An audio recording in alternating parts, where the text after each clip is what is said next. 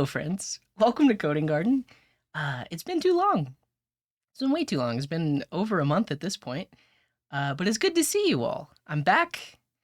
We're just gonna catch up. It's gonna be a mostly chill stream, talking about community. So me, you, everyone that's here. We're gonna talk about ways that we can all stay in touch and all that stuff. I literally cut my hair this morning. I think it looks all right. Yeah, yeah. Oh, nice, Nafto. Glad to hear it. Aren't all streams chill? I guess so, but I think like Coding Garden has had, I think, an identity crisis for like the past few months, or really like the past year. I don't know.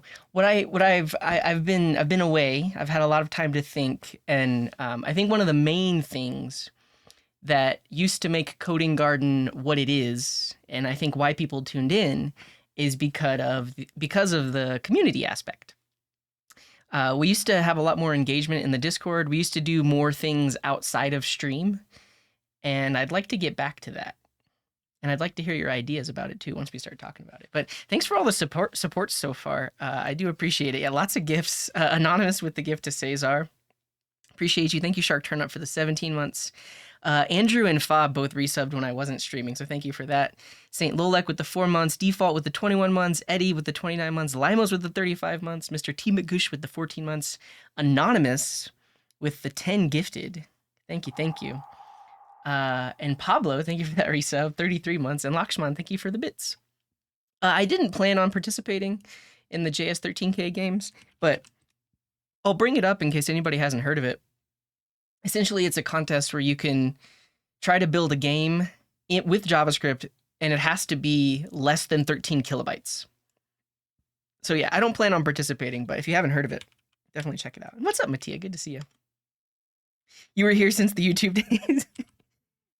Yeah, I mean, like, and that's the other thing is, I've been contemplating going back to streaming on YouTube instead. But we'll talk about all that. We'll talk about that. Let's say hi to everybody in the good old-fashioned way. But we will talk about what is Coding Garden. And also, what has Coding Garden become? You know, those are the questions that you all might have. But it's good to see. I missed you all. I definitely did. It's good to see your names in the chat. This is what we're here for. We're here to hang out and sometimes watch me code. What's up, Mari? Welcome in. Yeah, and there's gonna be lots of new people too, which is always fun. And thanks for the Prime, Dev Henrique. Appreciate you. But let's say hi. Let's say hello. If you'd like me to say hello to you, you can say hi, hello, hello, hey, yo, cheers, greetings, hi, sup, what's up, morning, afternoon, evening, howdy, good day, coding hiyo, vohayo, boga hey. Say any one of these things. Say anything that will match this regular expression. Like if you say hey with 2 Y's, it actually won't match this regular expression. So match this regular expression and I will acknowledge you. So we're gonna go back in time. Demerka 15 minutes ago was the first to say hello. Let's see. Yeah, what's up, Demerka? And Veeb, good to see you. And Saint Lolek, good to see you as well. And thank you all for that hype train. Appreciate you. What's up, Crazy Vulcan and Shark Turnup? And Jasper, yes, good to see you. What's up, Arrow Codes and Zelino and Eddie and Pablo and Limotes and Lakshman and Mr. T. McGush and Cubit and Hushu and Julian and Nafto and Irasum and Sequel Gorster, Mattia, good to see you. Cesar, how's it going? Who says, just landed my first job and I literally couldn't make it without you. I learned a lot from you and your live streams. Thank you very much for creating this great content. Thank you, Cesar. Glad to hear that. And congrats. That's awesome. I'm glad you landed a job. What's up, Coding Tomato and Vivi Ramji? What's up, Unknown and Mari? Welcome in. What's up, Sheesus? Sheesus? What's up, Age Monkey and Radiance and Imslam and Programmer Jeff and Till9876? What's up, Just 7 stars? Hello, Picklejack. A quick one. About to start a project with a web API and I want to create a web API in TypeScript and Express. Is it still pretty much the standard? This is a hard question to answer. There are options. I kind of do want to talk about this. Once we start talking about code, I mean, this might be an hour, 2 hours from now.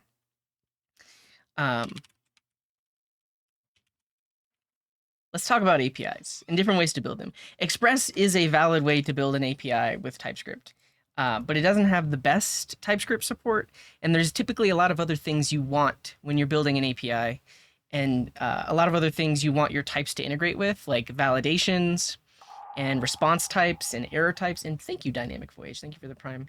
And then potentially also like API documentation, like open API documentation, or Swagger. And then also like a typed client. And there's a lot, yeah. So TRPC is one thing that comes up, but it's not the only option. So yeah, we'll talk about APIs because I feel like too many people that are very prominent in the dev space, at least on Twitter, that seems to be where most people are chatting and stuff. Kind of only talk about server-side rendering. They don't really talk about APIs anymore.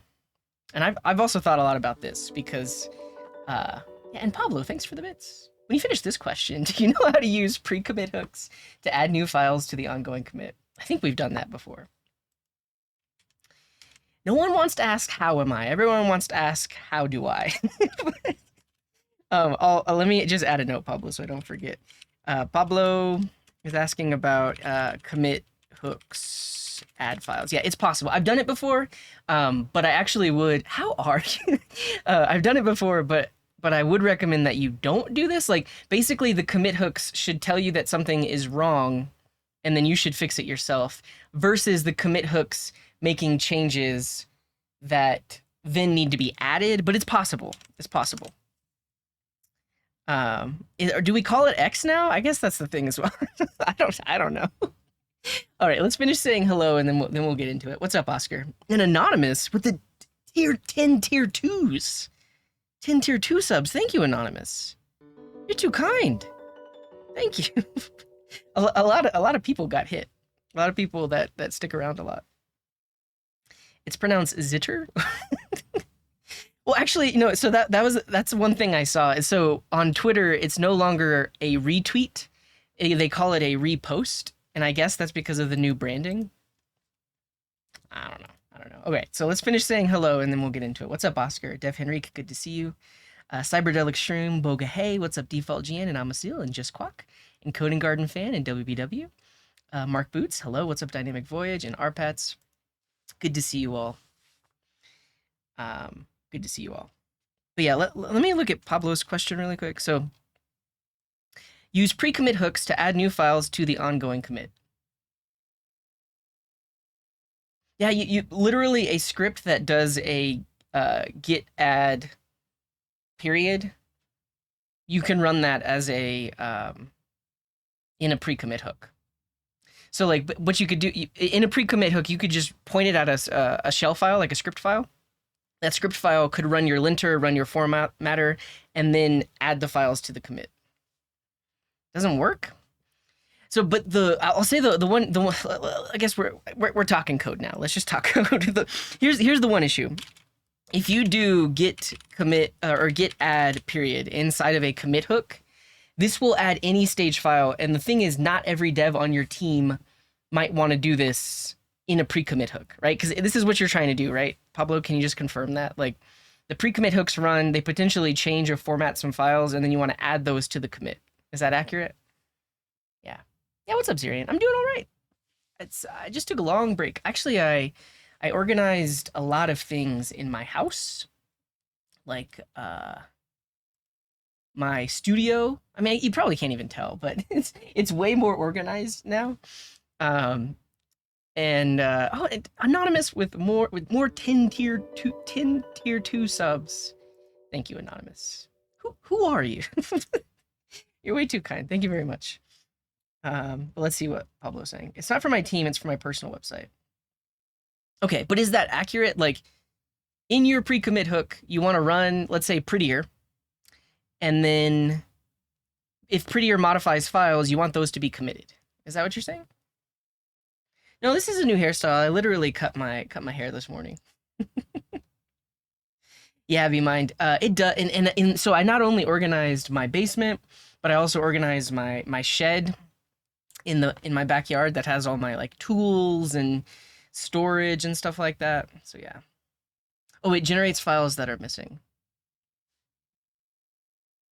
I see, Pablo. Well, as far as I know, you could, and I guess if you're like using Husky or something like that, you could create a file called precommit.sh, point Husky or whatever else at this file, and then inside of that file, you should be able to do stuff that generates files, and then you should be able to do git add like that. This should work. So the pre-commit hook points to this file. This file does all the stuff, and then the last thing in that file will be git add, period. As far as I know, this is only what I've ever done before. I don't know if there's any gotchas or if it's changed, but this should work. I don't know if this is exactly what you're trying to do, but that's my recommendation. I don't know.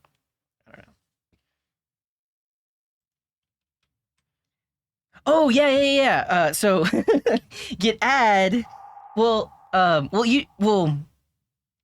Yeah, you don't need to commit because the commit is in progress. Yeah, I think that's probably the issue. Don't do another commit, because then that might even run the pre-commit hook again. You don't need that, because basically all of this is happening, and then the commit that you just ran will commit those files, if that makes sense.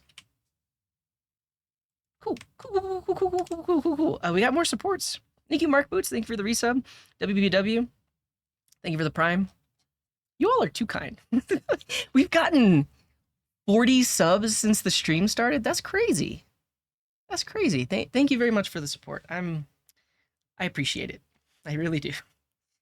A guy from a Yakuza gang. I think that's an okay look, right? Cool. But yeah, welcome in everyone. Good to see you. I look refreshed. That's good. I mean, I've been taking it easy. I've been taking it easy. I've done some vacationing, sort of like just local vacation stuff with my wife and dog. And like I said, I've been organizing. I think that's one aspect of mental health that often gets overlooked, is like the space that you're in all the time. So like my studio and like my house, if it's messy, then that also potentially correlates to like a messy, clouded mind. And thank you, Pablo. Thank you for the 5. Did it work? Is that because it worked? But thank you, Pablo. And hey, One Computer Guy, good to see you. Isn't Amsterdam a vacation for you? It was, yeah. I mean, I still technically had to work, and I was like jet lagged almost the whole trip. But it was definitely, I did vacation things while I was there, like sightseeing. And Coding Tomato, thank you for the prime. Appreciate you. So yeah, I'm feeling good. I'm glad that I at least look refreshed too. Let's chat. So yeah, let's get a little bit meta. And I think for those of you that have been around since the YouTube days, or that have been watching Coding Garden for like, I guess at this point, like if you've been watching Coding Garden for over 2.5 years, you might remember what it used to be like, basically before the Twitch days, before the transition to Twitch. That's you. Yeah, Limeoats has been here for a very long time. And I guess let's also talk about my YouTube channel, because that's also where there is basically like an identity crisis of sorts, because this YouTube channel started as a purely live streaming channel. If you go to my YouTube channel, and I appreciate it, Mattia. I didn't know you've been watching me that long. Mattia has their own YouTube channel now. The Joy of Code. And it's actually interesting, Mattia, because you put a video out a few months back talking about like long form content versus short form content. Yeah, how to adapt when development content died. Which is interesting, but I actually don't think it applies to me. I mean, like it sort of does. It sort of does. But the thing is, like, I have always been long form content. Like, it's only recently that I've even tried to do edits and shorter YouTube videos.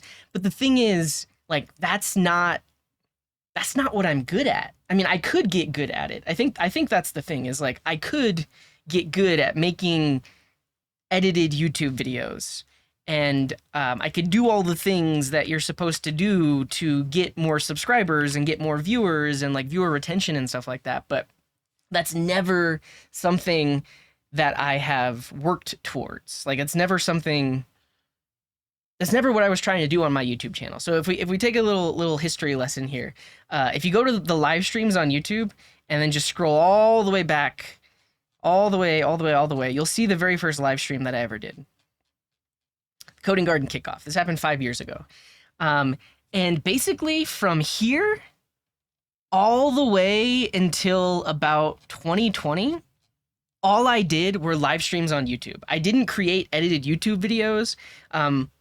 Also didn't stream on Twitch. Basically the only thing I did, but my subscriber count, and Dr. Phantom, thank you for the resub. Basically from 0 to about like 70 or 80,000 subscribers were only people that were there to see the live streams.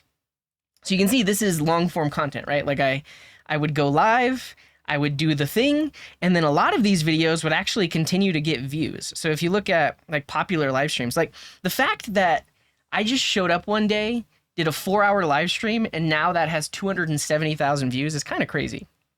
But that used to be what I would do. Like I wouldn't even try to create edited content. Or any kind of like normal YouTube video, if that makes sense.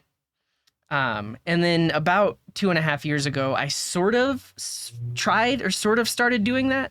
That's when you'll see, that's when you'll see some of these not full hour-long videos. They're a little bit more cut down, like at most an hour.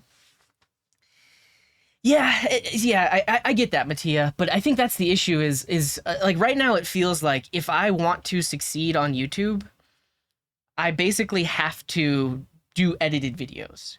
Like I basically have to compete with every other person that's uploading technical content in terms of like being fast paced, being like 20 minutes or less, having a really good thumbnail, being very well edited and mostly scripted. That's basically what I'm competing with if I'm uploading to YouTube.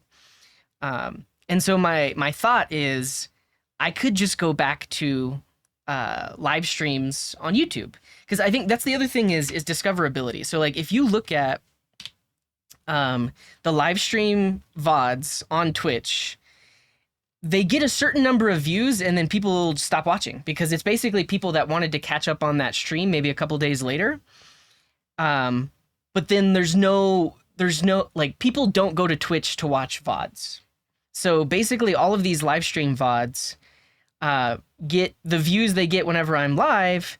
And then, that's about it. They don't move on from that. But if you compare that with like a live stream on YouTube, these can continue to get views because YouTube will essentially suggest these videos to people that are used to watching regular videos on YouTube. So like, a live stream VOD getting 270,000 views is just not something that can happen on Twitch.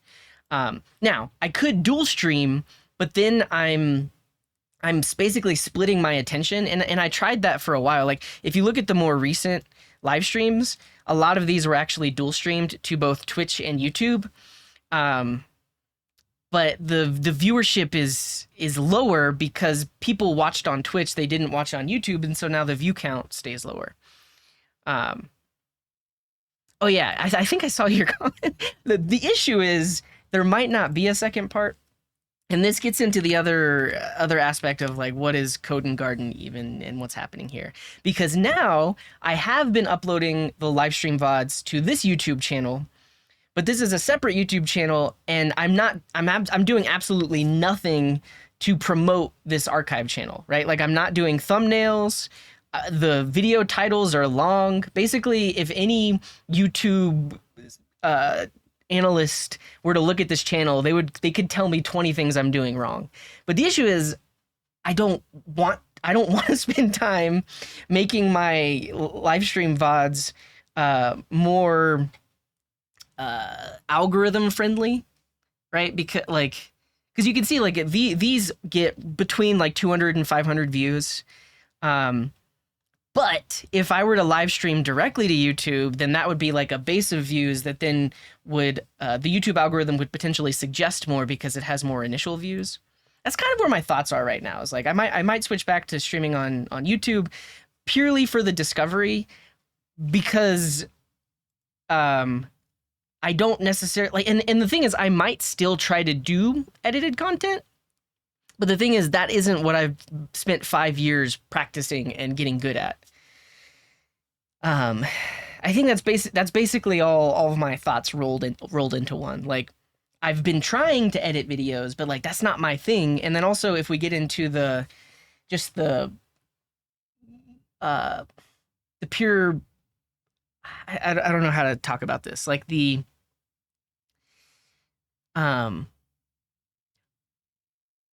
I have never watched a YouTube stream. Well, maybe you will. Also, I realize I've been missing some messages while I've been like chatting, so I'll catch up on all that.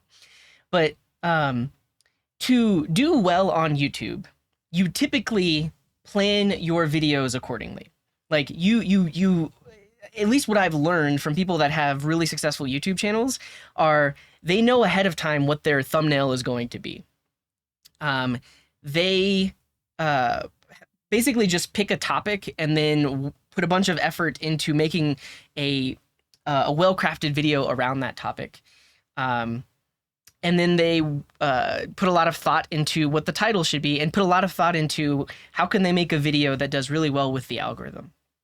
And that's never something I've spent time on. And it's something that I could spend time on, but I don't think I want to. Like that's not where my passion is. I don't, and like a lot of times the term clickbait comes up when we're talking about this, because that's what a lot of YouTube content is. Now I know it's possible to create content that is just engaging, and you have a thumbnail that's also engaging, so it's like they work together to do that. And the thing is, I guess I don't want to spend my time doing that. Like, I have ideas for YouTube videos and like edited YouTube content, but it's not something I've practiced, so I have no idea if it's actually going to do any well. Yeah, what's up, Lakshman? I'm still following CJ because he's the first to pronounce my name in the chat. Yeah. Yeah, and Lakshman's also been here for a very long time. So that's where my thoughts are. Like these shorter edited videos just like aren't my thing. I've done them and they've done like decent, but like most of them don't get more than 3,000 or 4,000 views. Yeah. Don't think you have to do any of those things. Yeah, I get that. I mean, I actually haven't looked at T-Soding on YouTube. I know of him on Twitch, but how do his videos do? Are these just live stream VODs? Is that what these are?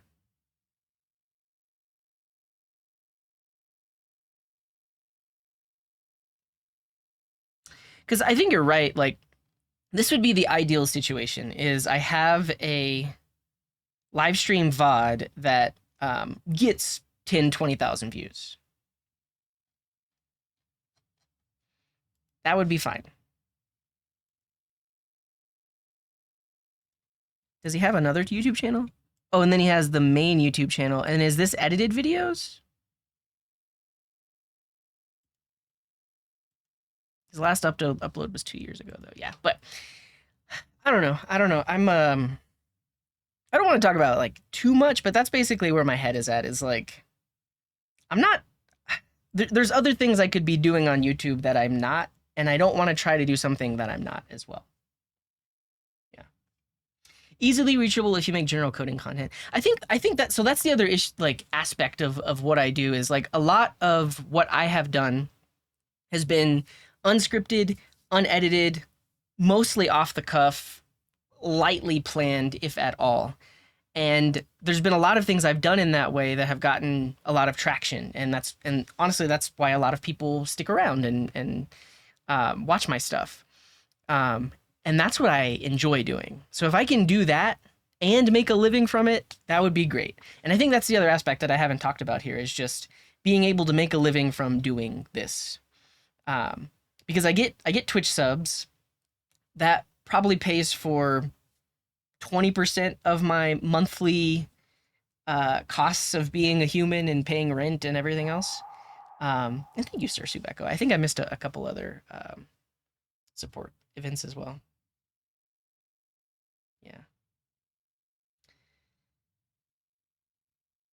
Yeah, and I do think that is something that's it's so if you think about like what am I really good at? Like what what skills do I have that I should attempt to monetize or that I enjoy doing and that like I want to keep doing? And for me, I think it is the unscripted, unplanned type of content. And also live coding, like building things live in front of people and being able to explain what I do and also keeping it somewhat entertaining. Yeah. Right. And I get that, Mattia. Like basically, like you don't have to call it clickbait. You just have to make it so that I mean, especially if we look at some of these live stream bots, like if these show up in the recommended, most people aren't going to click on them unless they already know my face, right? They're watching some other video and they're like, "Oh, I've never seen that Coding Garden live stream. I'll click in." But like these are not what do you call it? These are not enticing to click on. I get what you're saying. So like basically whatever the topic is, there can be some more interesting thumbnail that can get people to click into these live streams. Yeah.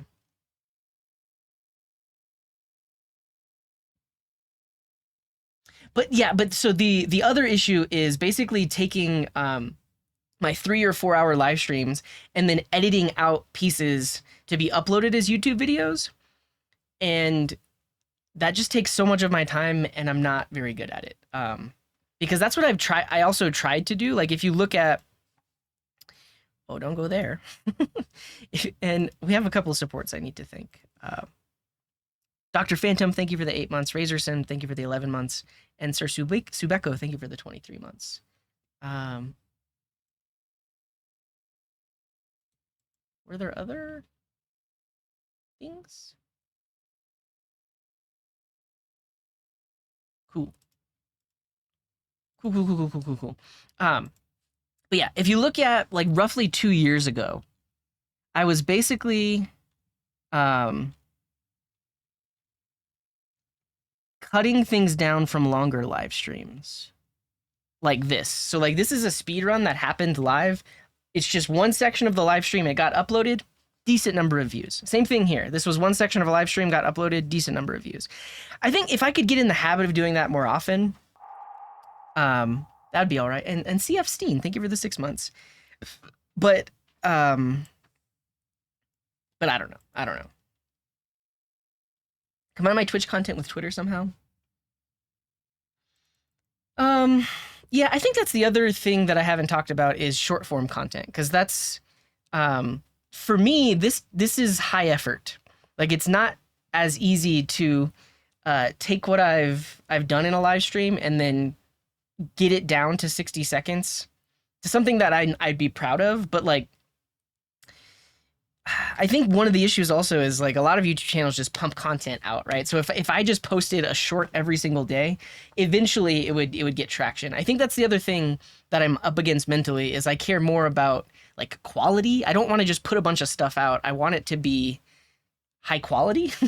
And I put a lot of effort into it. So like, I mean, even these daily programmer shorts probably took me like 2 hours to make because I had to figure out how I would say what I was doing in 60 seconds or less. I then had to transcribe the videos for the captions. I then edit it to make sure it's under 60 seconds. And then also like work the script over and over again to make sure that I can get it under 60 seconds. So it's like, even though it's only 60 seconds, it actually, for me, because I'm so, I guess, long-winded, like I say things with many words when few would do, it's a lot harder for me to get to shorter form content. But I know in terms of like content brain, I know these days that's what's working for a lot of tech channels as well. But basically those two things, like edited, somewhat scripted YouTube videos and short form content are not things that I'm good at. I could get good at them, but I'm not that good at them. And I also don't necessarily want to get good at them. I don't enjoy them as much as just going live and talking. You know? What's up, Y2K? Oh, thank you, Y2K. I appreciate that. YouTube psychology is fascinating. I put an arrow in the thumbnails and it's more views. Yeah, you could see that I was kind of trying to do that in like these thumbnails. I guess I just did it once. I thought I did it more than once. Oh yeah, there's arrows here too. Yeah, that's a thing for sure. And programmer Jeff says same exact issue. Yeah. But yeah. Build an app with the purpose of making money. So that's another thing that I don't do that other technical content creators do, which is their whole angle is I will show you how to build an app and monetize it, right? So when you involve money, that gets more eyes on it because a lot of people just they want to make money somehow. I don't do any sort of content like that. I've never really shown like how to make an app, how to make software as a service, payments, anything that involves like money or growing a user base. I've never really built any content around that. And it's kind of because I don't really enjoy doing that. I realize that for a lot of people, that's why they build apps and that's why they do things is because they need to make money from it. And by involving money in that way, you do, but I don't know. TypeScript starter template. Yeah, I have the API starter template right now, but yeah. Yeah, and I appreciate that 0x Gamer, but that was one example of something that was instantly cut from a live stream, like no editing at all. I basically cut it from the beginning and to the end, and then just uploaded it to YouTube, and it did really well. It's still one of my most it is my most popular video. But this is 57 minutes from a live stream, completely unedited, also completely unplanned, and it's done really well on YouTube. So if I could replicate that over and over again, I think I would be able to make a living off of doing this. So yeah. And CF Steen, thank you for the 6 months, much appreciated.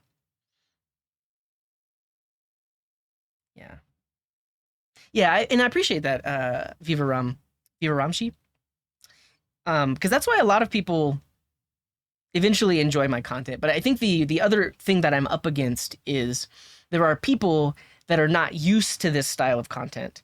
So I basically have to meet them in the middle. I have to convince them that they would enjoy some content like this.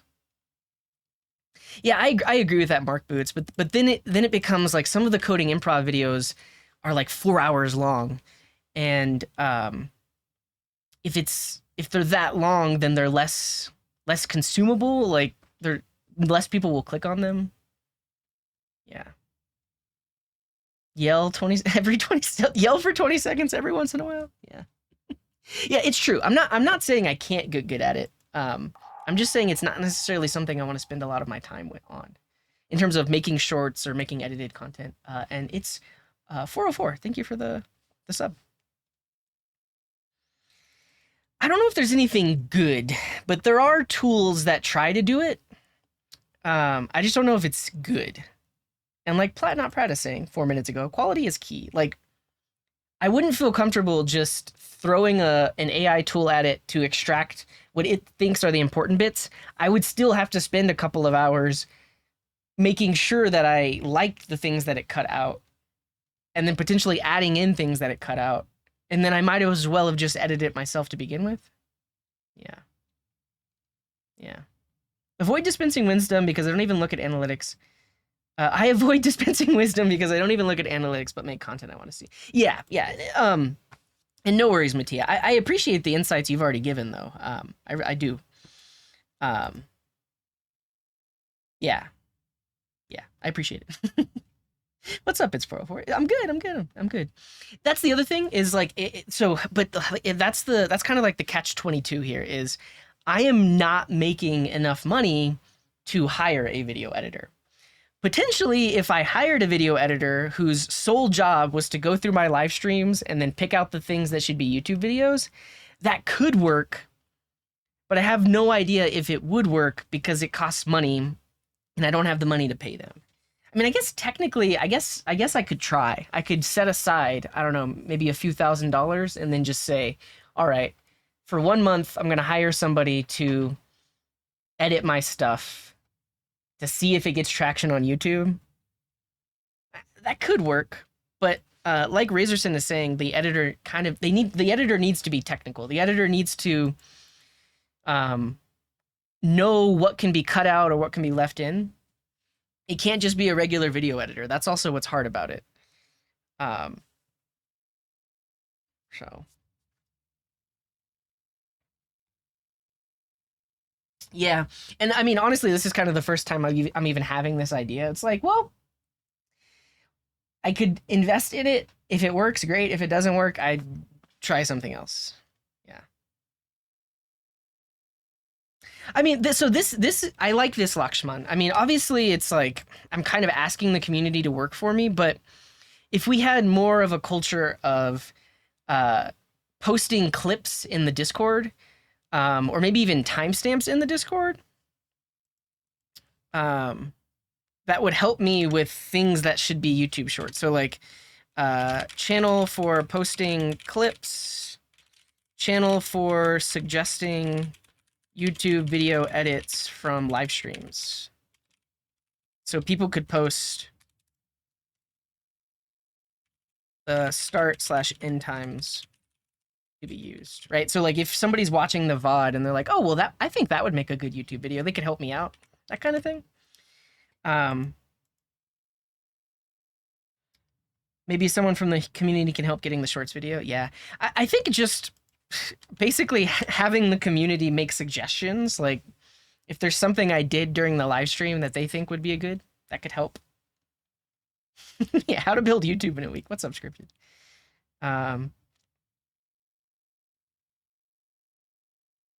Yeah, so I used to do like clone style videos. I think not the issue, but what comes with that is potentially planning as well. So a lot of the long form content you see on YouTube of someone building a clone from scratch, they build it first and then they go back and record the video, like the tutorial videos. Typically, I build it as I go on the live stream, which is a different kind of tutorial, a different kind of watch, because for some things I don't know what I'm doing and I kind of like figure it out on the fly. And all of that to say, it creates, it's more effort to do something like this because I have to build it first, potentially off stream, because anytime I build something on stream, it always takes me longer to do it. So I have to do it off stream and then go back and record tutorials of me building the thing, which is, I don't know. Basically, I want to be able to just live stream and make my living off of that, which I can't do right now. Talk about tsconfig's new feature, module resolution bundle. I haven't heard of that. What's up, Waleed? Waleedo. DaVinci Resolve beta? Oh, do they have like a built-in AI tool? I basically combine it with, I use DaVinci Resolve, but I use a tool called Whisper. Yeah. Yeah.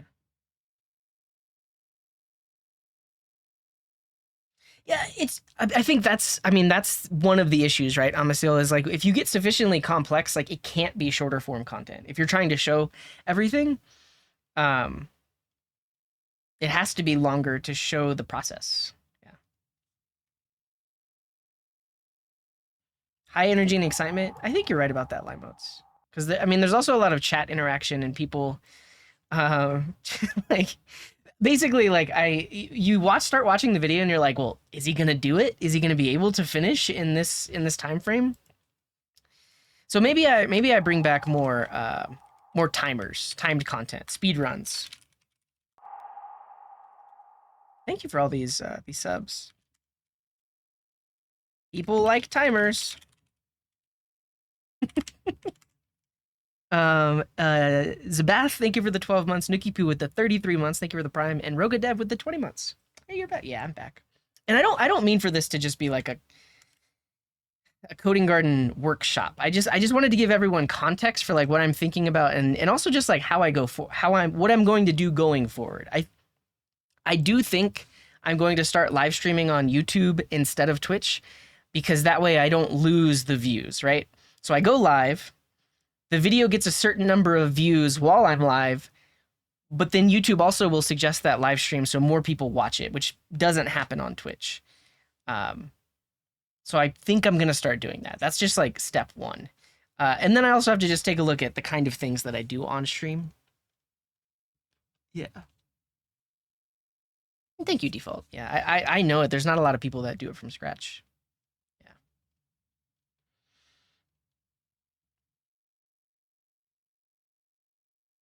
Yeah, I think that's the main thing I just haven't gotten the habit of is making a note when something interesting happens. Yeah. What's up, Stas? Good to see you too. I can do it for Coding Garden Archive. Everything this channel makes is for you, so the person will want to make more good stuff for you. And Murdoch, thank you for the tier 2. Oh, so actually, I've heard of content creators doing this, where they have a like highlight channel, and the editors that they hired get all of the revenue of that highlight channel, but they also get all of the rights to the live streams. So like basically, the editor, they're the one making all the money from the highlights and edits. But it's now they're incentivized to make good edits because that's how they get paid. So that's something I could do. The main issue is, I guess, also just finding an editor. Yeah. Appreciate that, Dr. Phantom.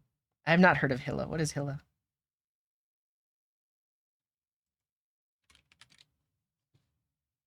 The modern web framework for Java. It works with React or Lit. Oh, so your backend is Java and then it like generates TypeScript types for your front end? Is that what's happening here? Fascinating. Haven't heard of it. Something like that with C# would be interesting. Yeah, I've thought about this too, Plat Not Prat. Like that's also one of the things, like if I think about what are the things that I'm good at that I can try to monetize, and I think it's like solving coding problems, explaining coding problems, and then also like building things from scratch with no planning, no ahead of time planning, but yeah. And thank you, Speedstrat. Thank you for the resub. Oh, I haven't gotten a job yet. No, I'm still technically content creator, but I think also I could be doing more to make a living that I'm not doing. Something, it's not about being fully functional, just basic. Yeah, I think, yeah. Yeah, I see what you're saying. Yeah, I mean, the thing is, I don't know if I could pay 1,000 a month. I guess it really comes down to the hourly rate for like how long. So I think that's the other aspect of editing down my live streams is it's potentially 3, 4, sometimes even 5, 6 hours of content. And so at a minimum, if if an editor is watching at 2x speed, it's going to take them 2, 3 hours to edit, or like to even skim through to decide what to edit. If I'm not planning ahead of time which sections need to be cut out. Yeah, what's up, America 2050? Yeah. The most hilarious part is that YouTube chat hasn't improved. So this is the other thing I've thought about in terms of like how can I make money and what am I good at, is some kind of software as a service for content creators. And one of the products could be a better chat client for YouTube. Now, I know there are people that are already working on that, but I have a unique perspective in that I'm technical, I build things, and I'm a content creator. So yeah.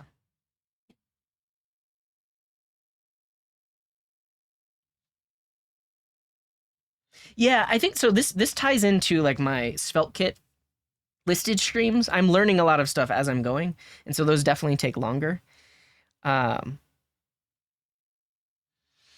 think this is something to think about as well. Is build with a stack I know, lots of apps from start to finish. Like, don't try to pick something new. Also, I think I want to do more of a focus on APIs and like build more APIs on stream. Because that's something that a lot of people aren't doing as much of. What's up, Murdoch? Welcome in. You have a coding test for a company. They booked the full 8-hour session 2 months from the day they offered it. Does that sound normal to you?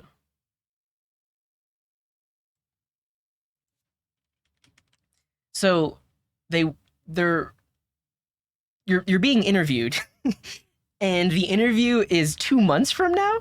Is that what happened, Roga?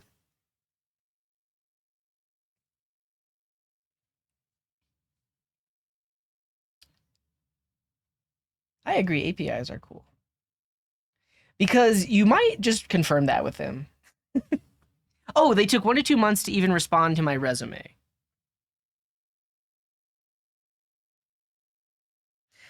This is normal. I think this happens. Like companies typically have a longer process before they can, like, once they get a resume to once they um, respond to applicants. But if you're already in talks with them and the interview is now 2 months from that, I would confirm it because it could just be a scheduling error, or it could be that all of the people that need to be in the interview aren't going to be available for 2 months. And if that's the case, that's kind of unfortunate because you still need to be applying to other places in the meantime. I would confirm. Just be like, hey, just want to just making sure that you meant for this to be 2 months from now. What's up, TypeScript Tea Time? Welcome in. I was lurking their stream earlier today. Glad to see you. Shouts out.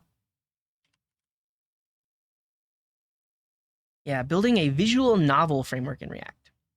Nice. If they can wait 2 months, do they even need a dev? I don't know.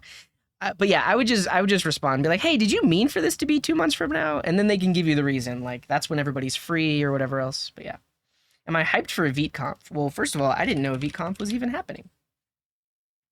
October 5th and 6th. Is it online? Yeah, it's online. Cool.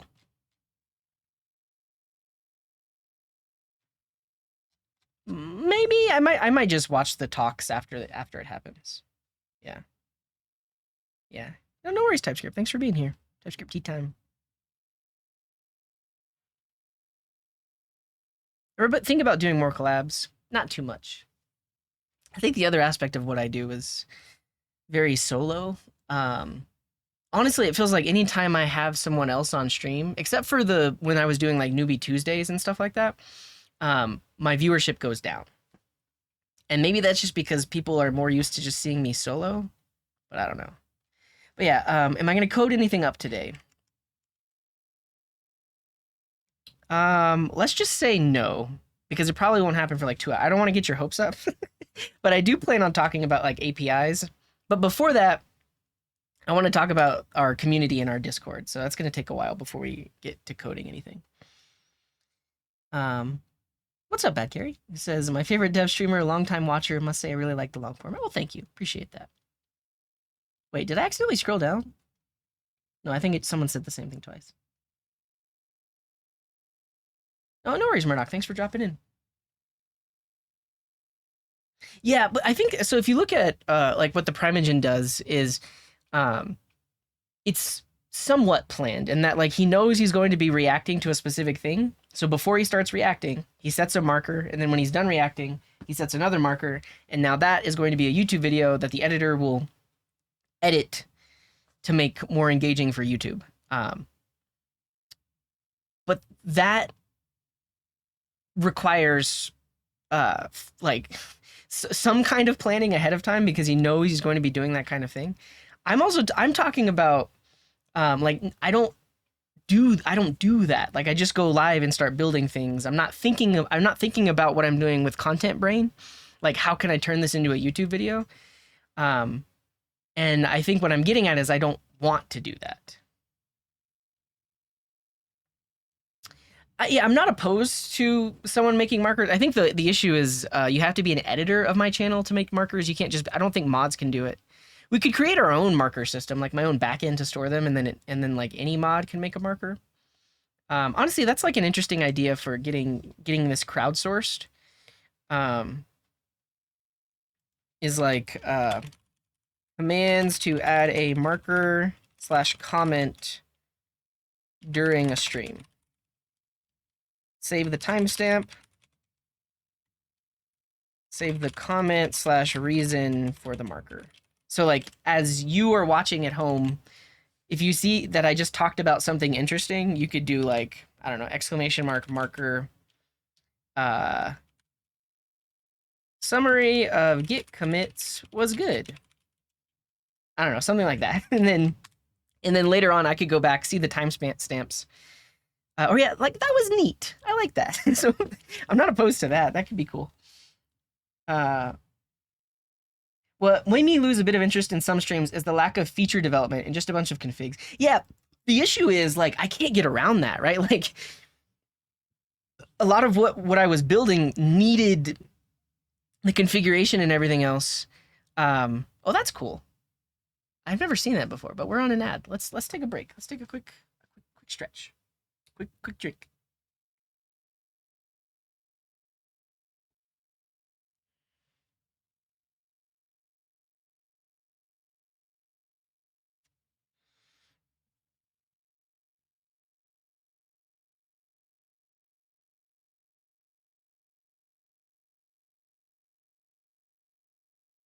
Well, think about this, America 2015. Like, if I'm only streaming for 3 hours a day, like every 3 hours every Friday, it's gonna take 3 weeks because that's 3 days, and not even 3 days. That's maybe like in the real world that would be like a day and a half of work, but for this, it's stretched across 3 weeks. Um, so yeah, but yeah, I get this. I get this, and I feel it too.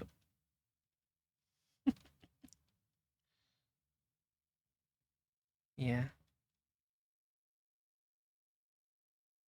Yeah, I just haven't thought a lot about sponsored streams, but that could work too. I mean, I think we could formalize it, right? So like community sponsored streams. So we have like X dollars.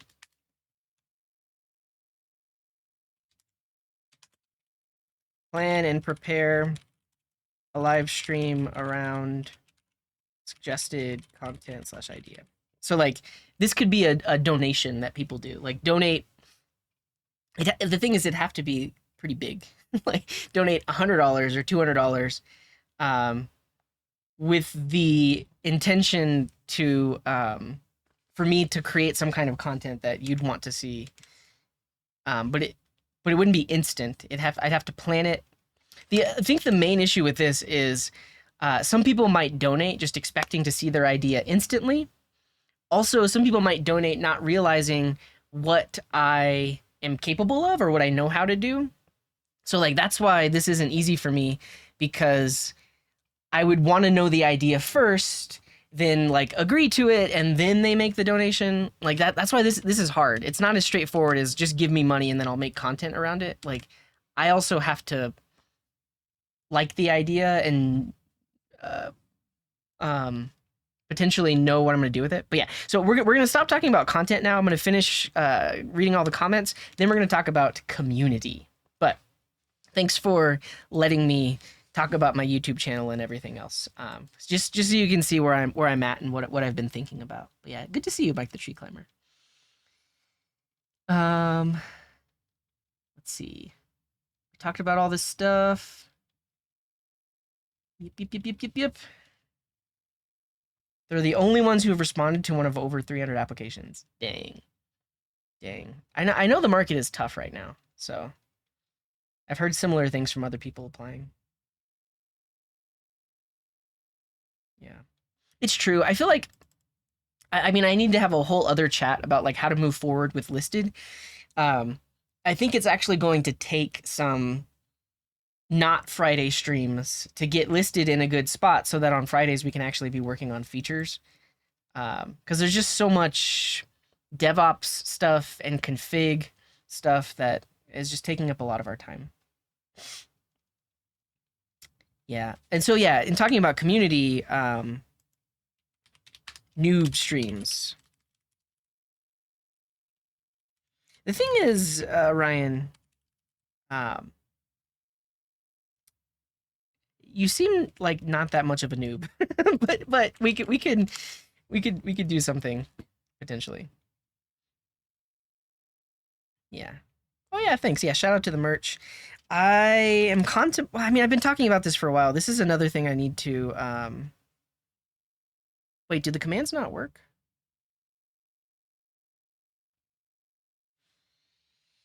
People keep telling me that, but I still feel like a noob. That, my friend, is just imposter syndrome, straight up.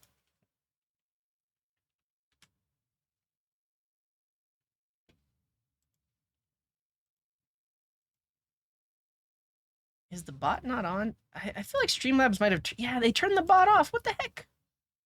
The bot has been off this whole time.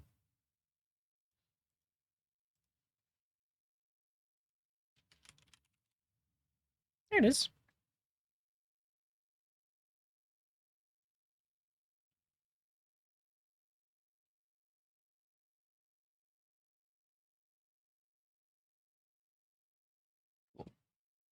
If anyone knows how to cure imposter syndrome, I'm all ears. I've always just said you should have some way of listing all of your accomplishments and all of the things you know how to do and all of the things you've done. So when you have that thought of like, oh well, I don't know how to do anything, you can look at that and be like, oh, maybe I do know how to do something. Yeah, we called it Noob Quest and also Newbie Tuesday for a while. Yeah, this is our coding garden. Yeah. Yeah, so this is the other thing is like if multiple people think that something is interesting during a live stream, that could help with figuring out what to clip from a live stream. Yeah. I have a bluish purple halo around me. Oh, my lighting is just not good. I'm okay with it for now.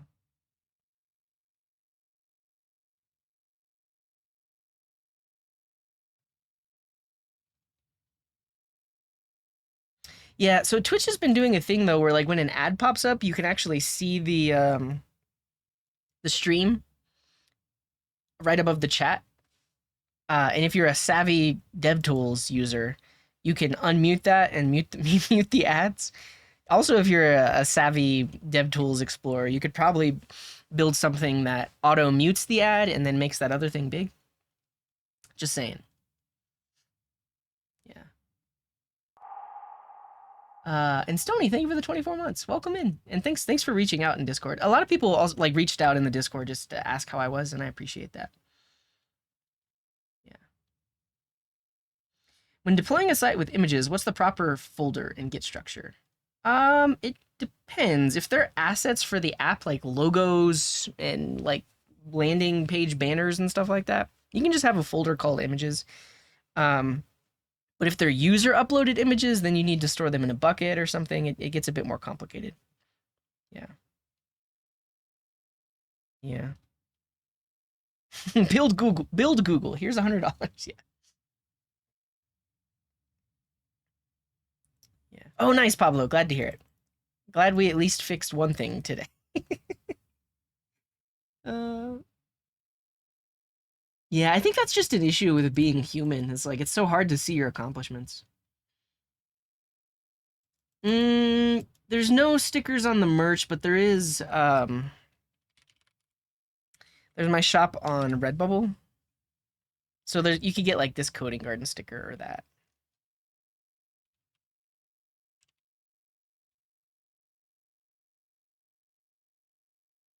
I like this. So this is the other aspect of like making money as a content creator. A lot of content creators make a good portion of their money from selling merch. The thing is, merch it's just things, you know? It's like shirts, sweatshirts, stickers. They're all things that people don't actually need. And I don't like putting more of that out into the world. Like I get that people want to support a content creator, so they will buy their merch because they're supporting the content creator, but I don't want to be a part of the problem of just putting more junk out there. We don't need more junk in the world. Yeah. Is listed still happening? Yeah, so if you look at the schedule, I'll be working on it next week. I'm not going to be live tomorrow. But next week I will next Friday we're going back to listed. That's the plan anyways. And on Monday we'll do a code Q&A Today's just chill. Just chill. I have a Git question. Submit my first pull request. They asked me to change some stuff, and they're like 4 suggestions. Should I commit them one by one, or I can change them all in one commit? I think you can change them all in one commit. Like, ultimately, when they merge your commit, it's going to squash everything down anyways. So feel free to do it all in a single commit, I would say anyways.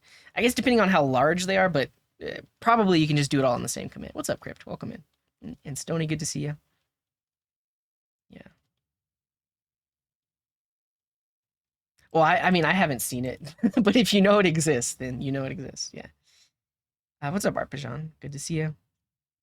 Oh, I totally forgot. I didn't buy a ticket, but I might.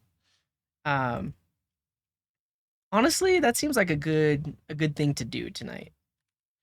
But if you're not familiar, GMM or Good Mythical Morning is a show on YouTube. But they are doing Good Mythical Evening. And so they typically, they don't really say curse words. They're fairly clean. They don't get drunk on their YouTube videos. But for Good Mythical Evening, they're gonna get drunk. There's gonna be shenanigans. They're gonna say curse words. And it's like a paid event. I talked about this in the past. And Ched, thank you for the 40 months. That's a long time. I talked about this in the past of doing like Coding Garden after dark, where it's a ticketed event. And then we, cause I mean, I don't curse on stream.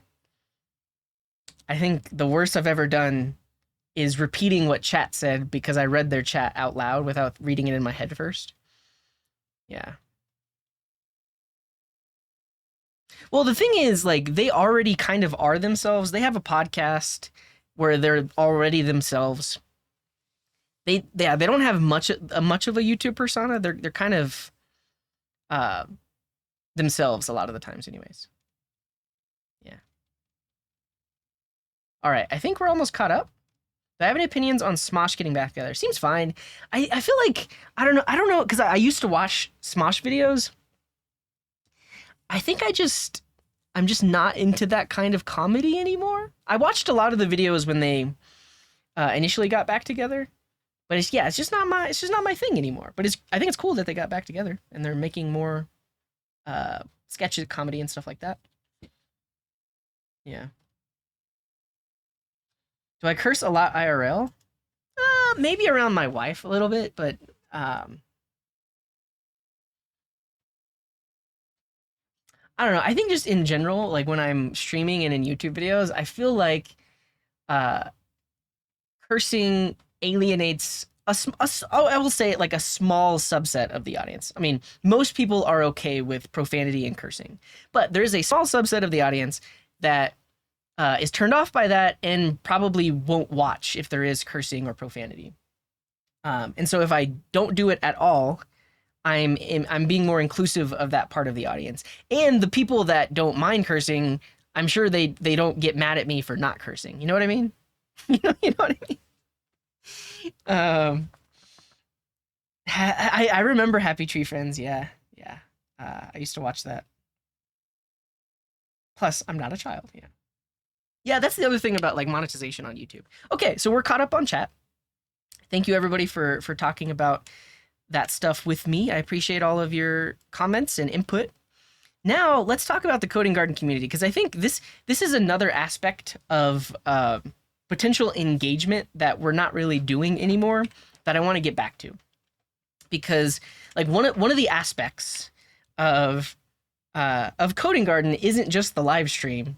It's like the ability to like get help, to talk to people after the stream as well. So I want to do more things in the Discord to keep people engaged, entertained when I am not streaming. And I think one of the best ways to do that is to have basically like leaders in the community. But yeah, so usually don't care if people curse, but it does get to me when they curse every single sentence. Yeah.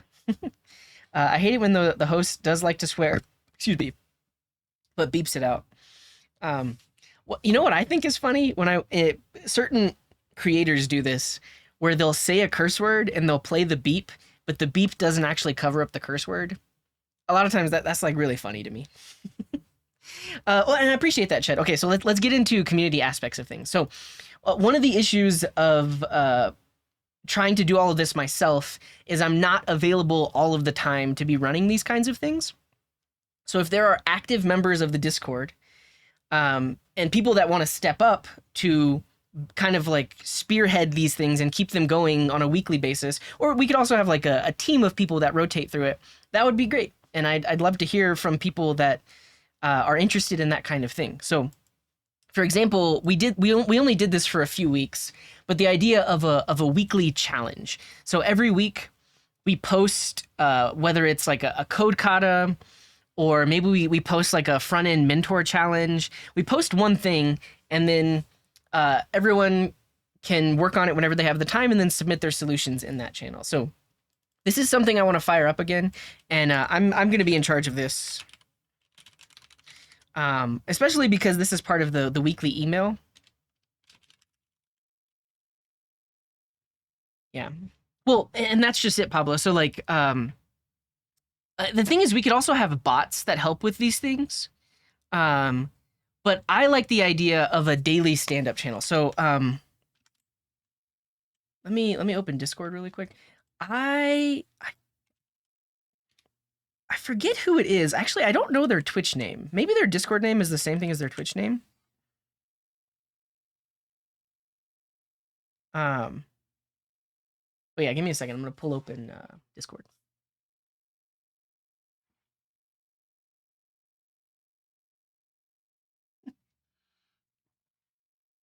Is Discord down? It's not loading.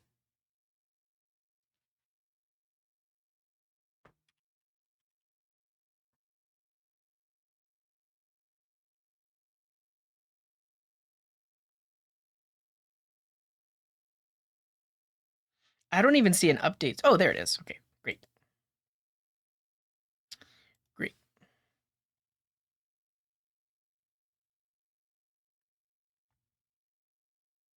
Okay, so 0x Stefan has been doing this unprompted, but I actually kind of like it.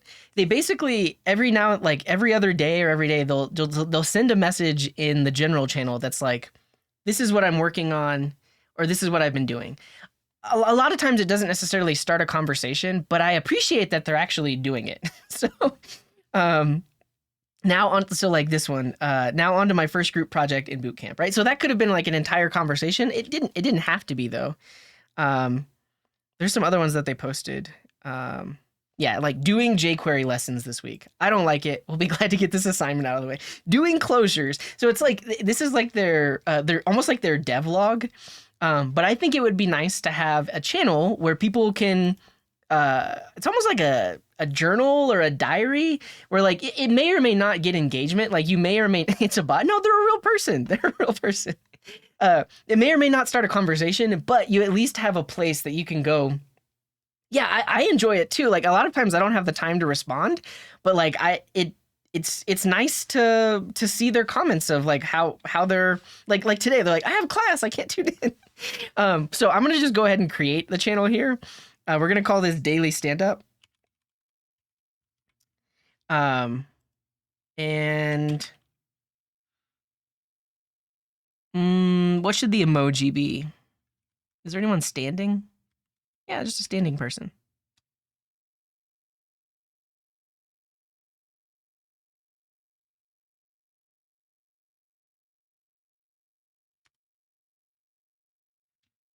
Let us know what you did yesterday, what you're doing today, and what you might be blocked on. Oh, so you can only send one message every 24 hours? I want people to be able to have a conversation if that's a thing they want to do. Create a thread if you'd like to chat or respond to someone's stand-up message. Cool. All right. So we have the daily stand-up channel. It's really up to you all to use it, but I think I will I'll start. So I'll say yesterday, what did I do yesterday? Yesterday was a lazy day. What about this week? This week I created a wooden frame for a tapestry that I hung in my dining room. I also organized my what else did I organize? I feel like I organized last week. Did I say dining room? Dining room. Dining room. First, I also organized my office, and now have a place for everything to help me help me keep things tidy.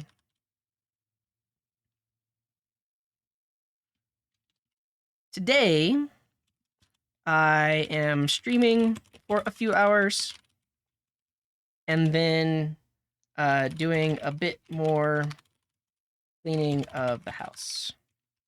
Tomorrow, I plan to finish up cleaning and hang out with my wife and dog. Cool. So that's my daily stand-up.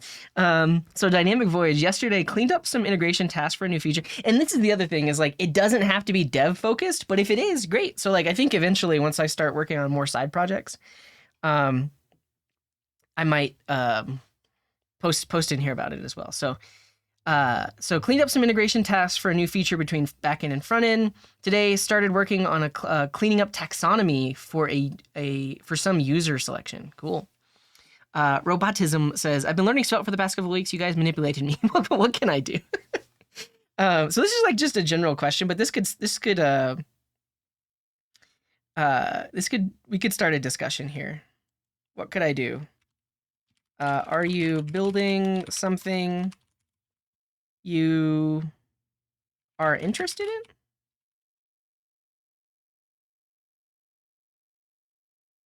So Delano says, yesterday I stood up, today I stood up. Great. Roga says, I scheduled 2 interviews for web dev roles and 1 Zoom meeting with a TikToker to talk about starting a small property maintenance business in 2023. Oh, cool. How the real estate market is shaping that industry and stuff like that. That's fascinating. So I guess the TikToker already does like real estate style content, and you're thinking how can you like work with them. That's pretty cool. Daily stand-up is now a new chat. Well, it's basically the whole point of it is at the beginning of the day, you go here, you post your stuff. If no one responds, that's totally fine. If people do respond, it creates some conversation. And also, you could potentially make new friends. Yeah, I mean, you could even be a little tongue-in-cheek, right? So, like, day 215, life on Mars is dangerous. Lost 5 people to the virus. So, yeah, I mean, this could be an interesting idea where, like, I go live for no more than 30 minutes to 45 minutes and just talk about the daily stand-ups. Yeah. Yeah.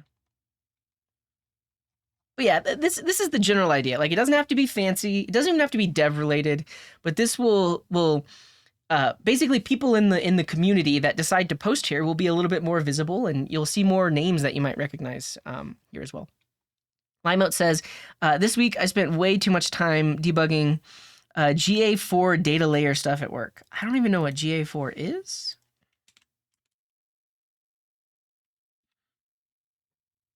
Google Analytics? Triggers from an e-commerce website sending data over to Google Oh, I see. You said it right there. Yeah. Yeah, what's up, Blade? We always have slow mode because sometimes people spam the chat, but the slow mode is, I think right now is fairly low. I think it's only like 3 seconds. Because I think in general, like from the history of Coding Garden, we try to send thoughtful Twitch comments, somewhat thoughtful. It should at least take you 3 seconds to think about what you're going to say, as opposed to just like spamming the chat like you might see in other Twitch channels. That's all. That's I mean, the thing is now you're tempting me to increase it. Because for a while we had 30-second slow mode. And that was our whole thing, was just like, send messages that you put a little bit of thought into. Don't just spam things. Be thoughtful. What's up, Ray2R? Welcome in. I like it. I was a founding member of Entrepreneurs Roundtable Association in Victoria, BC, and we'd meet once a week. Just a bunch of business owners who share our goals, keep each other on task, and check in on progress. It was a good way to motivate people to keep their timelines, keep chasing down their goals, and have someone else holding them accountable to accomplish those goals. Yeah, I think that's the other aspect of daily stand-up is like, if you are a self-learner, like you're just teaching yourself to code, if you don't have a community where you can go and talk to people,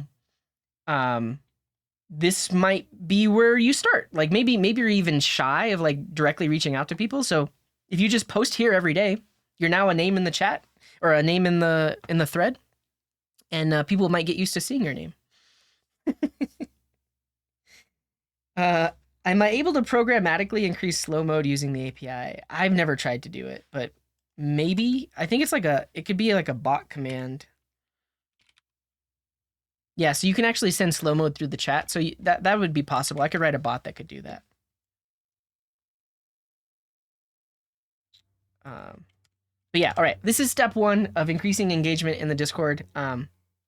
Go here daily, post your updates, and I'll try to respond when I have the time as well.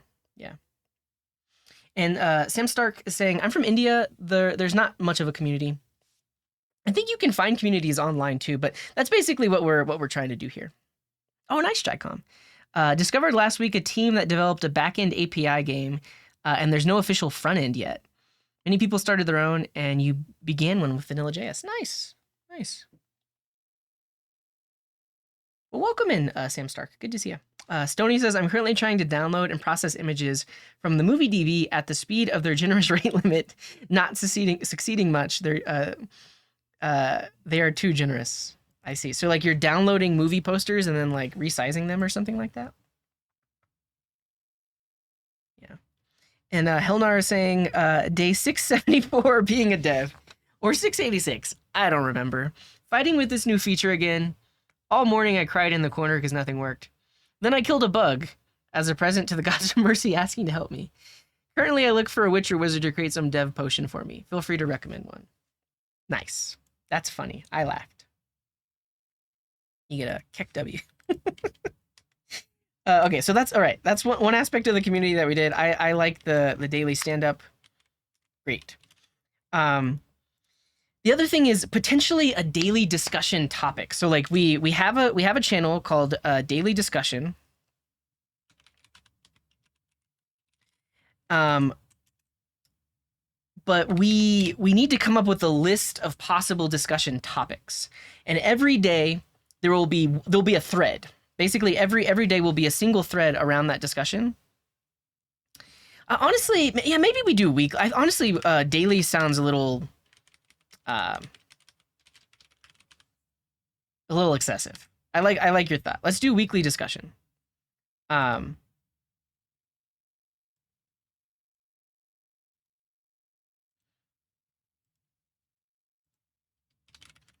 Every week we will post a topic for discussion.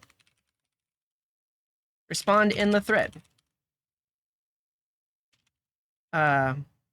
Keep your responses civil and constructive. Our code of conduct applies to your conversations here as well. All right. Let's pick a discussion topic for this week. For the week of... All right, see a shark turn up. Good seeing you too. I appreciate that, yeah. I think this is the thing though, is like if I do things like this in the Discord, I'm creating a space and a place where I don't have to be live to keep people entertained, right? Like you can join the Discord, you can still learn there, you can still stay engaged there, and I don't have to be live for it. So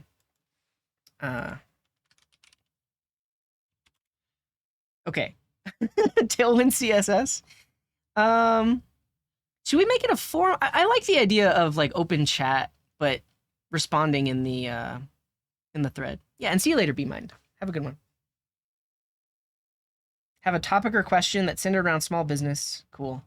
So let's ideate really quick about what's going to be our weekly discussion.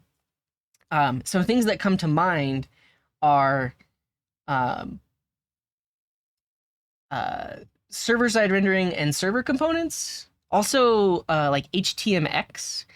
Basically, the trend to push more logic to the back end that for a while was logic that was on the front end. And see you later, Saint Lolek. Thank you for hanging out.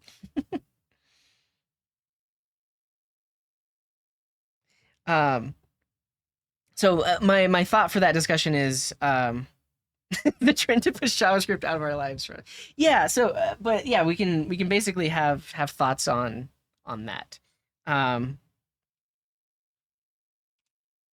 there are there is a trend to move logic back to the backend. Things like React server components. But this is going to be our topic. I got to come up with how I'm going to discuss it, though. React server components, meta frameworks that include server-side rendering, frameworks like HTMX, etc. What do you think of this? Is it a good trend? Bad trend? Uh, back to the back end. I might be aging myself. Does anyone remember in the early 2000s where it was a trend to not use JavaScript as it was seen as insecure? The backend was used for everything. Um, I don't remember that exactly because I think when I got into web dev, or like when web was even on my radar, it was heavy client side JavaScript, like the days of Angular JS, Angular 1. Um, Bad trend. Do you not care? Let us know.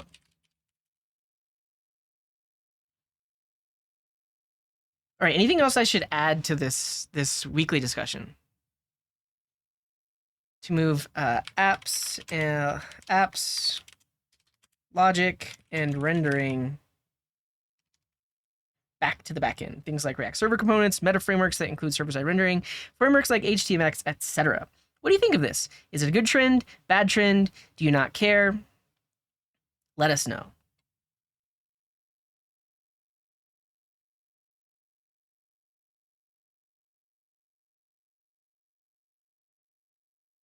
Yeah, the plan. Maybe I mean if we do it, that's the issue. Is like I'm saying it's for this week. Maybe we do it every Wednesday.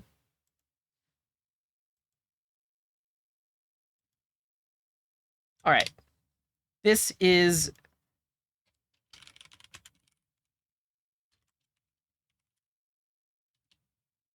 This is the thread. If you have opinions on this, respond in the thread. Um,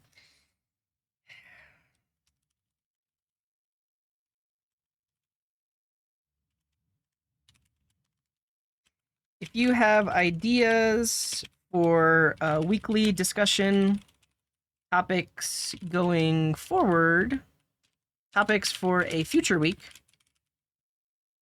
add them here.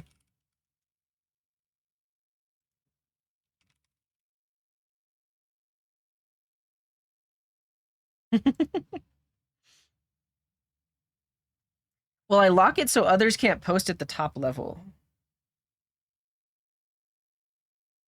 Um, is that possible? I guess I could, right? I could make it so that you can't send messages, but you can respond in threads. Um,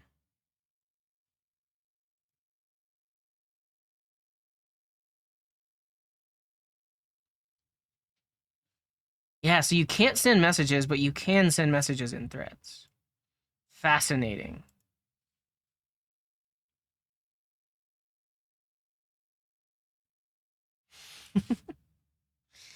um,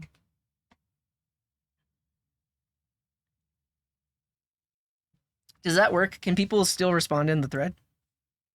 Keep backend logic in REST APIs. REST APIs for life. uh,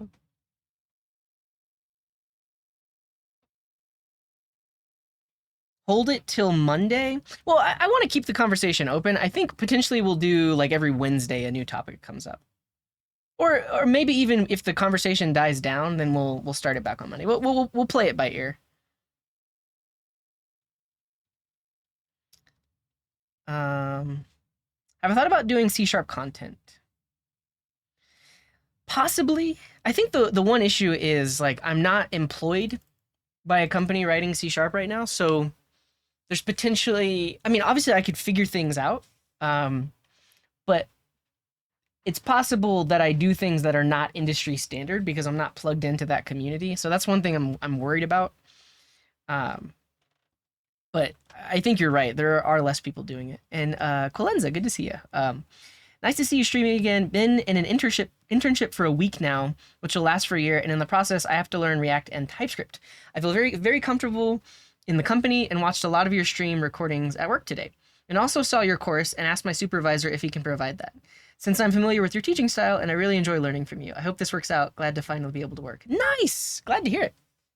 Yeah, I think if you're learning React and TypeScript, my course is definitely a good place to start. Also, if you're newer to the front end landscape, it's a good place to start because we talk about build tools and all the things that are typically used in front end web dev, that may not be covered in a lot of React courses. Just teach you React. I also try to teach you like why we're even using React and the things that you have to use alongside React. So. I hope you get to take the course. Yeah.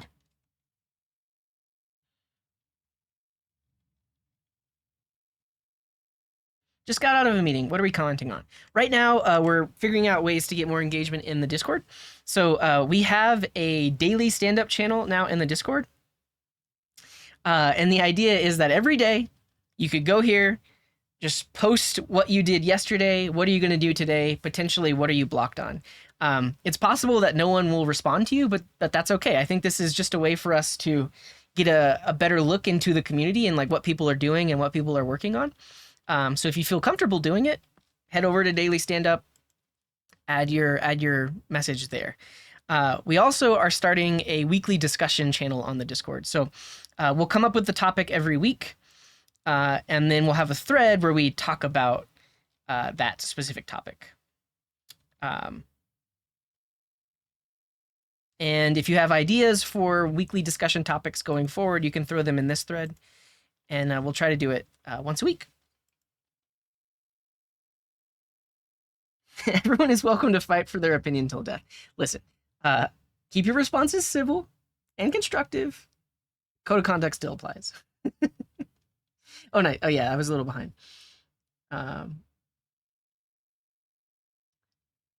Does C# have a view market? What do you mean by that, Dr. Phantom? Oh. Sequel Gordster says, I'm sorry I'm not chatting. I'm away until Monday and trying to listen. No worries, Sequel Gordster. We'll have to try to catch up on VODs next week. Yeah, no worries. No worries. I think, so one thing, I'm probably going to send a message in the mod channel for people that want to take on roles. So things potentially like a movie night, or if we have other ideas for almost like a community manager, someone whose main role is to keep engagement in the Discord and also manage a lot of things because I'm not always available. So I'm going to open it up to the mods first to see like who wants this role. And if none of the mods want it, then we'll find someone that's active in the community that is interested in taking on that role. But that's another thing we're going to talk about is like, what are some other things we can do in the Discord where if someone has that responsibility, it will keep it keep people engaged and keep the Discord active is really what I'm thinking. Set up a reminder for myself to shout out my course and merch. I'm not opposed to that. I'm not going to do it now, though. Yeah. Thanks, Roga. Yeah, also, like, Roga is super active in the Discord. I think like, certain people I feel like will post in the help forum, and then if they don't get a response, they kind of just stop. I feel like Roga Dev posts regardless of if they get a response, and sometimes it's almost like rubber duck debugging, where like they post the question and then like they figure it out themselves and like they'll post their own answer. But yeah, I appreciate how active you are in there. Do I recommend doing the exercises first before watching the videos? No, I would say watch the videos first and then do the exercises. Because basically, like, if you watch the videos, you see me do a different version of the exercises, so you can get an idea for how I'm doing the things, and then you can go practice yourself. I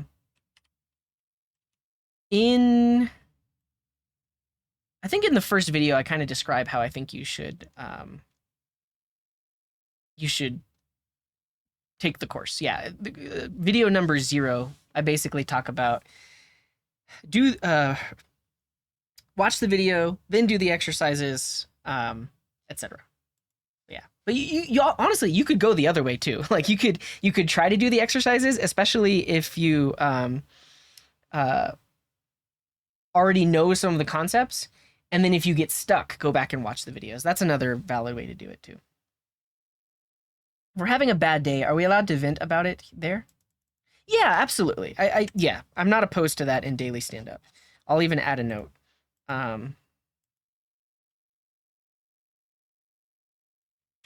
Feel free to vent about life/work, but keep it constructive.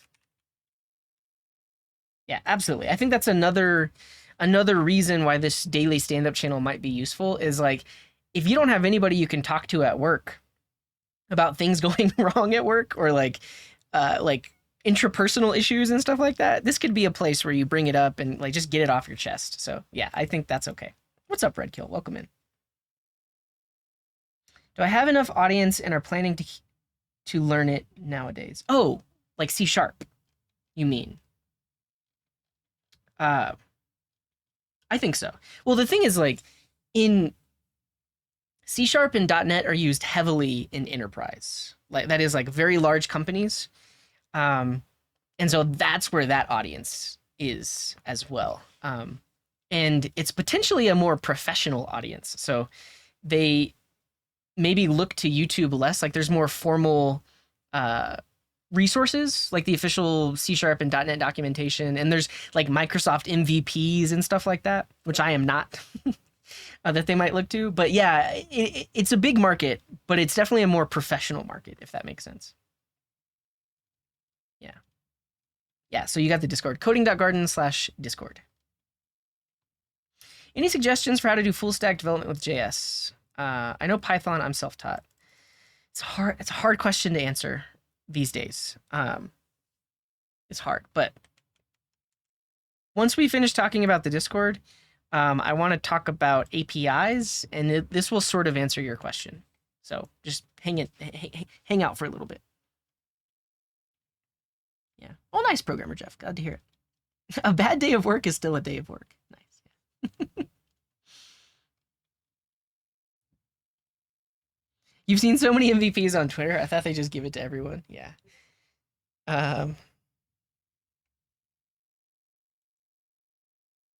Yeah.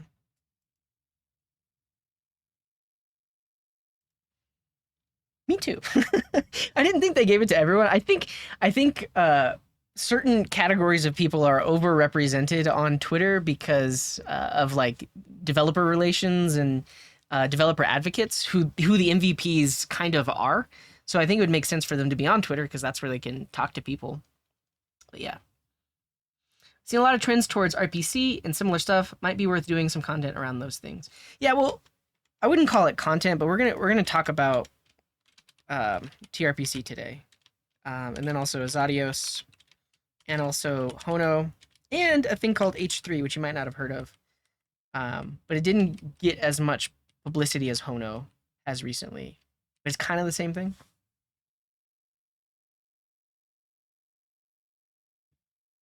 There's also, is it type rest? I'll have to look it up. It's like TypeScript rest. And then honestly, we might even pull, what's it called? Nest.js into this. It lets you build APIs. Yeah. And then also, like, do people still use Express? Yeah.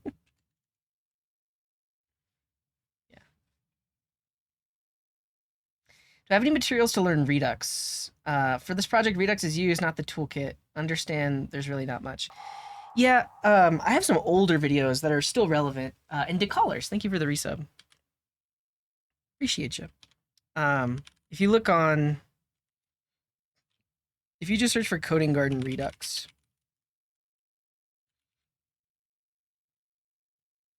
this is a 5-year-old video that actually is still relevant. I think I might be using class components. Let's see.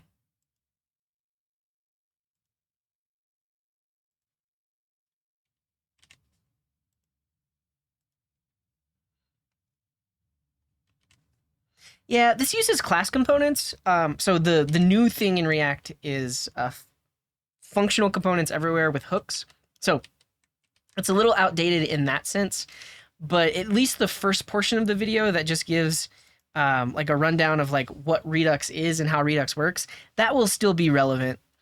But the main thing that will be different these days, and it also depends on the code base that you're working in, is they probably use the hooks that are built into Redux, like use actions and use store and stuff like that. But in this video, I talk about what Redux is, and then I take 3 simple apps built with React and React components, and then I convert them to use Redux. So we lift the state to the top of the application and then convert it like that. So I would say the moment I start talking about like purely class components, you can probably click away and go learn the more modern way. But the underlying concepts of Redux are still there in that video. What's up, Andreas? Good to see you. Yeah. Yeah, Pablo, I see a lot of your tweets and stuff talking about SvelteKit. So yeah. So no, yeah, Zadios is a way of building APIs that are type safe. You basically build out an API contract using Zod, and then you can implement that contract using Express. So it's somewhat similar to like TRPC, but because you're building out the contract, you can take this contract and generate an open API spec.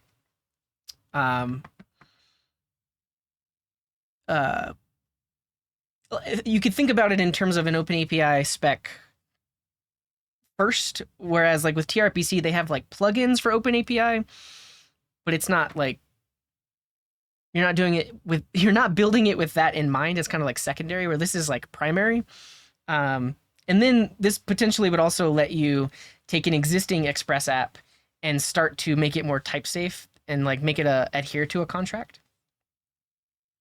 Yeah. Is Adonis.js like a well, I don't want to search for that. I'm for Adonis.js. Is this for, so it's a web framework, but are they for building APIs?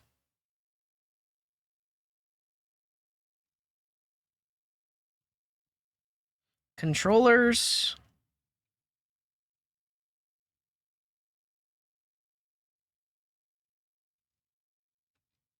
I guess I've never used it.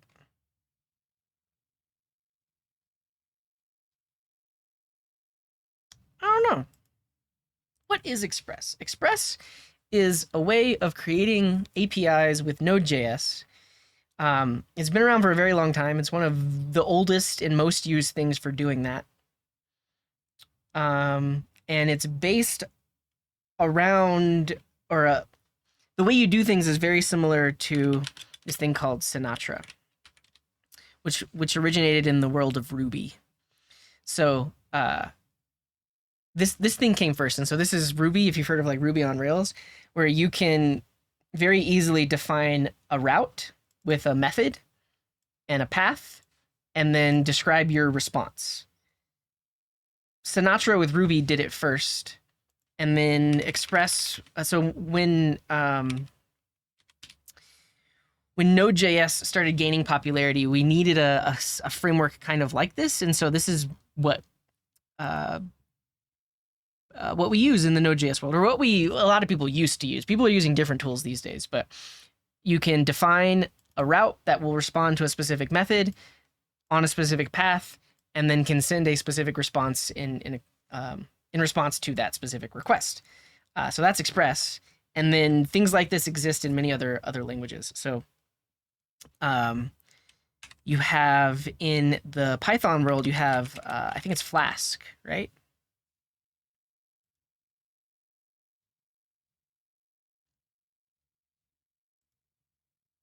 Show me a code. Is it not Flask? Yeah, Django is the more full-featured like server rendering thingy.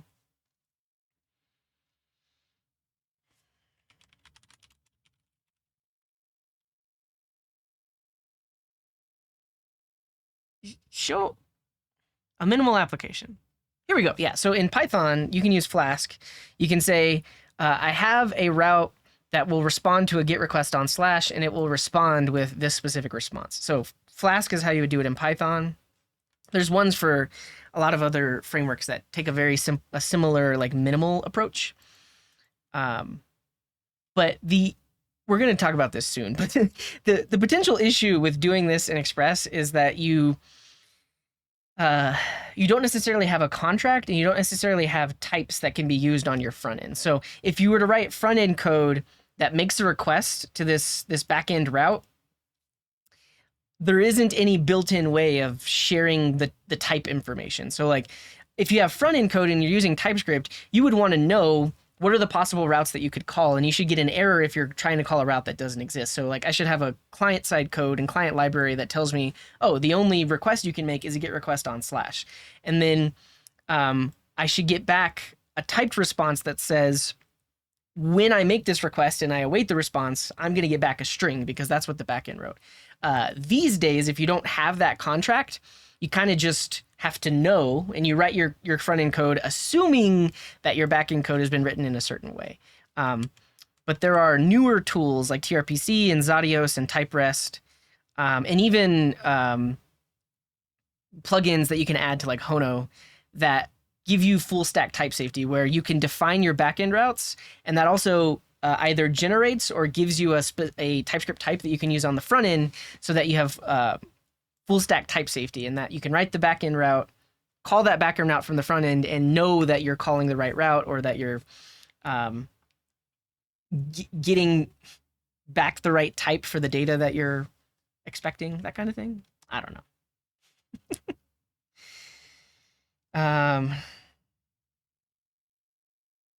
I think there should be a special discount for members from third world countries. Yeah, I've thought about creating coupons for that. But the issue is I don't just want to make a public coupon, because then anybody that doesn't want to pay the full price could use that coupon. I also feel bad for people that did pay that price when it actually was a lot of money for them. But I'll think about this. I need some way to do price parity. Like you need to be able to make a request that says, hey, I live in this country. We'll have some way for you to prove it, and then I can reduce the price here. Yeah. First API was made in Express. Yeah, it's still like you can still build APIs with Express. I think the one thing that's missing is the type safety.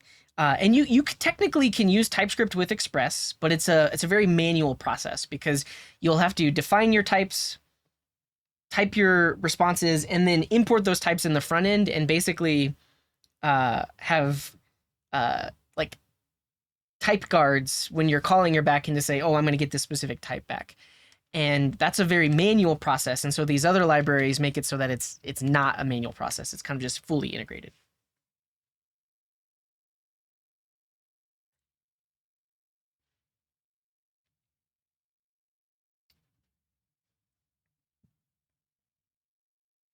Oh yeah, and then that's the other thing to mention is Fastify. So like people use Fastify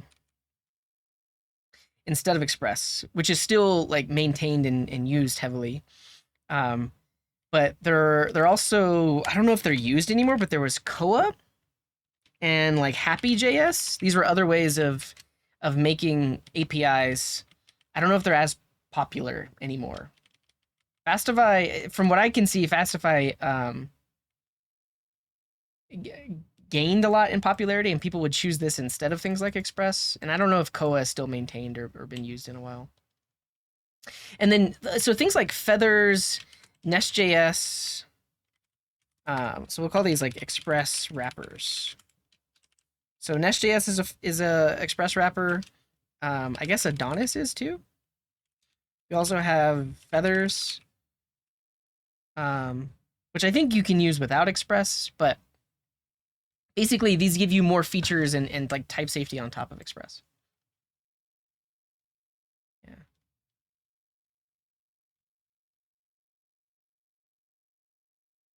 What's up, Analyze Code? Welcome in.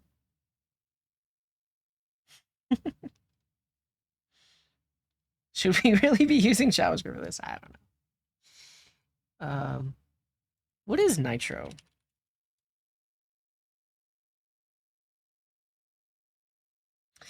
Yeah, so does Nitro fall in under the we'll call these like edge, serverless, cross platform, like not just Node.js. And so you have things like Hono, things like H3, and apparently Nitro.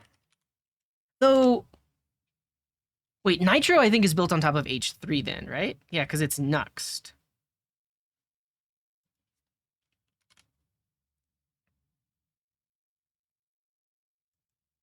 Isn't it?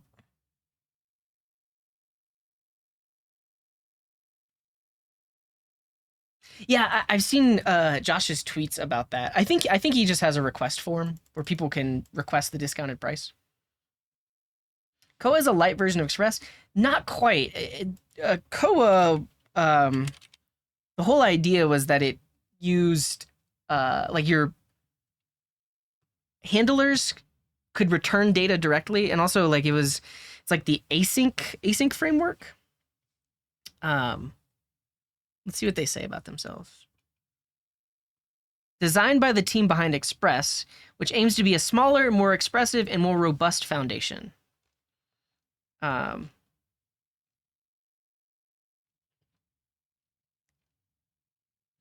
yeah, so like they have this idea of like the context, and then you can put things on the context, and the context has a request and a response. I don't know. If we look at their GitHub, I mean, it was still updated back in May. For some reason, I thought nobody like this was unmaintained. But yeah. What is T said?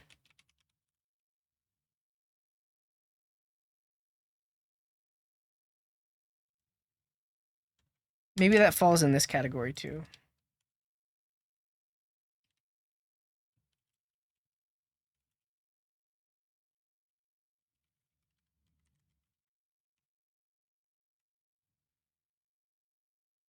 Hmm.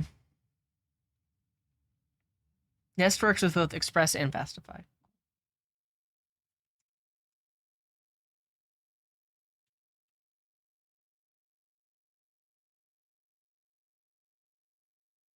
Oh yeah, and then I used loopback before, never again. Loopback, uh, is it is it based on top of Express?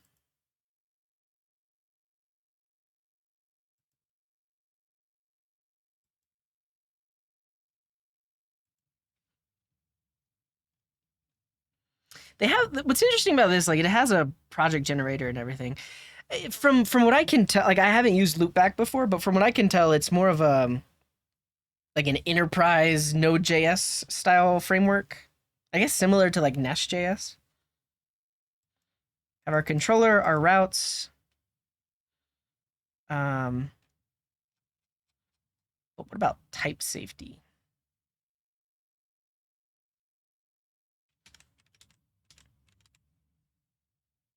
Also, is Loopback built on top of Express?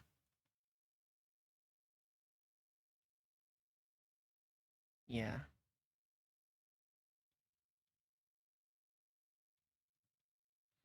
I think we have it in our list. I called it the wrong thing. That's what we meant. I was like, what is that thing called? TS Rest. Yeah. Honestly, let's start to crowdsource this then. Okay, I think are we done talking about the Discord community? I feel like we got sidetracked. Um, I agree with it. So we do have clip sharing, but I want to make it more of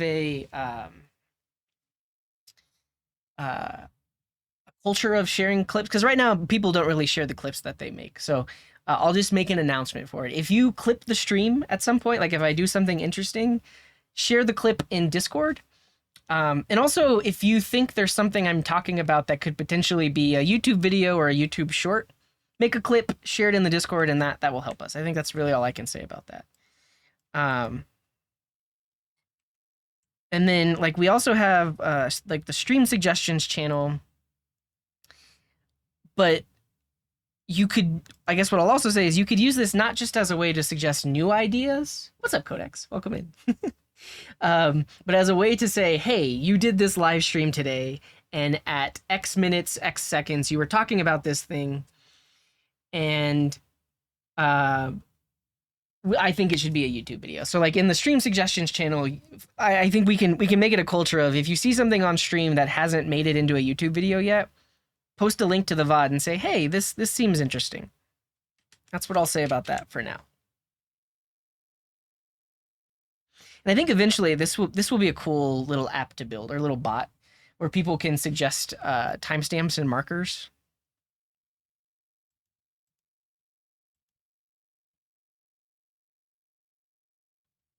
Cool. Cool. Yeah, I'm a live codex. A couple of people DM'd me too, but yeah. Um, Blade is saying all those new backend frameworks all use classes, modules, and controllers for everything. Well, it does modularize everything and makes it cleaner. I'm not sure if it's superior to functional event-driven approaches. Yeah, I think that is also one of my hesitations with things like Nest.js and then also like Loopback wrapper slash MVC. Put Loopback in this list. Um, because I actually like. I think while it might lend itself towards slightly more organized code, I feel like sometimes it's too verbose. Sometimes it's too much boilerplate, uh, which is easier to avoid when you have more of like a micro framework. Where you can just define your event handler and you're good from there. Yeah. Oh, best clips of the month. I like this. I like this. Clip it and ship it. Nice. Share your clips here.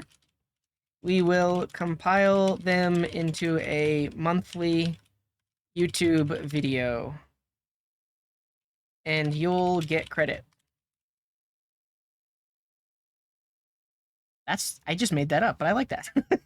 Well, I mean, you made that part up, but the idea of giving them credit, I think, is more incentive for people to create clips. Pin this message. Because every month you want to get credit and get your name in a YouTube video, then there's more incentive to share your clips. Yeah. Do I respond to DMs? Sometimes, sometimes it takes me like 2 days before I'll respond to a DM, but sometimes. Yeah, so I'll give you the credit, Saint Lolek. Um,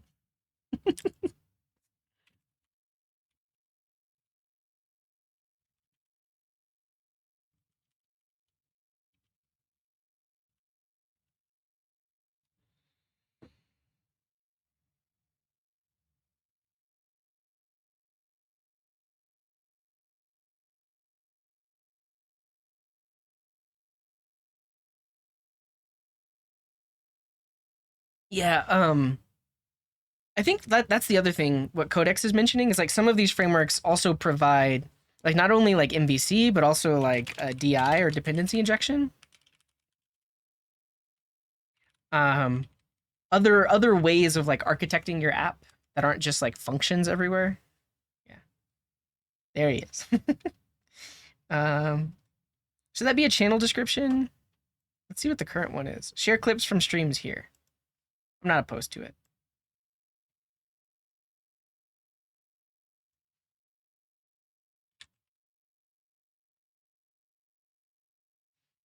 There. A short video content idea. When you should use singletons and when you shouldn't. I always think I'm overdoing it sometimes. I think my advice on most things is do it until you shouldn't. Like if it works, great. But I think like the idea of a singleton is also kind of global state in a way because if there's only one instance of a thing and that instance is shared everywhere, that instance probably has its own internal state, which means it's kind of like global state all contained in that one singleton. Um, I don't. I guess I don't have clear advice on when you should stop. But I think if you're putting too many pieces of state in that singleton, then that's when it needs to be broken out into another one. I don't know. I don't know. What would I recommend for backends if you want to if you would start with TypeScript backends? I'm in the Java C# world and there's Spring. There is Spring.NET for everything, so I don't need to choose between 100 options. Well, that's what we're getting to, Easy Light. Because if you're in that camp, like if you're coming from backend in Java or C#, you're probably going to have the best time and things are going to seem the most familiar in like Nest.js and also like Loopback. I don't know Adonis as well. And then Feathers kind of does its own thing. Like I really like Feathers. Of all these things, if I had to build something right now, I would use Feathers. I've used it for a ton of things. It's not as popular though. And definitely isn't aligned with like the more enterprisey type of frameworks that align with like Java and C#, but these two things do. And I think Adonis too. Adonis has controllers. Yeah. It would be easy for me to make monthly threads in that channel. Ooh, I like it. Okay. I mean, the month of August is almost over, but um, share month of August clips here.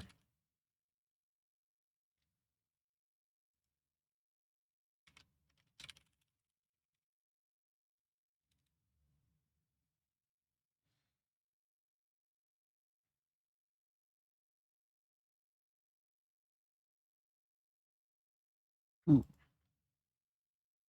ooh.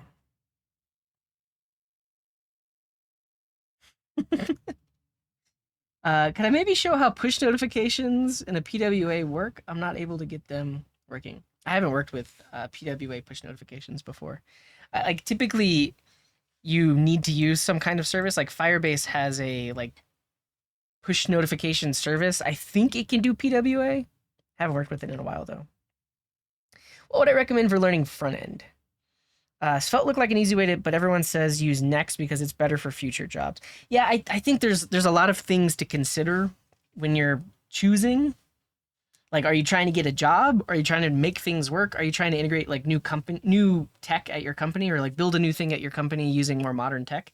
Um, if you're looking for a job, React is the way to go. React is everywhere. Most people are hiring for React, and then similarly, they're hiring for Next.js because it uses React. But if you don't necessarily care about finding a job with that, Svelte and SvelteKit are, I think, the way to go. Uh, but yeah, but what would I recommend for learning? Like, what should you learn, or how should you learn? In terms of how should you learn, the docs and maybe some YouTube videos. Um, I don't know. Oh yeah, I mean honestly, that could be its own YouTube video. Is like we started a weekly discussion, people responded, and then we do a video recap of everyone's discussion points. I like that. I like that.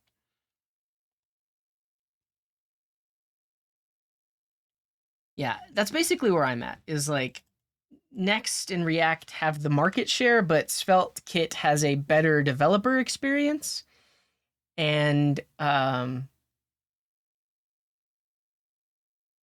will start to take off just as much. And they're also Rich Harris got hired by Vercel. Vercel are the same people behind Next.js, so they're basically betting on either. There's a big company behind both, I guess is what I'm saying.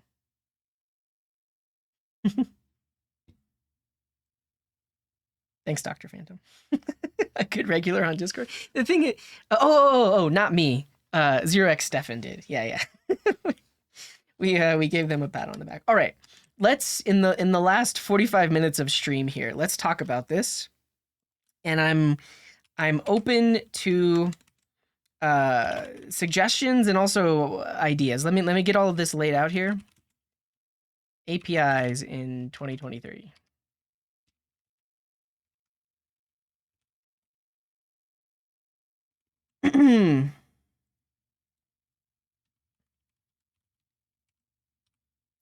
And first of all, let's start with full stack type safety. So there are tools like TRPC, Zadios, TSREST, ts.ed. Actually, ts.ed, is this more along the lines of like an MVC framework?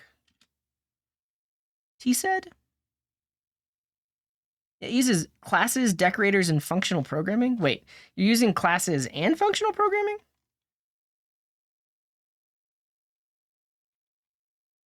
Um,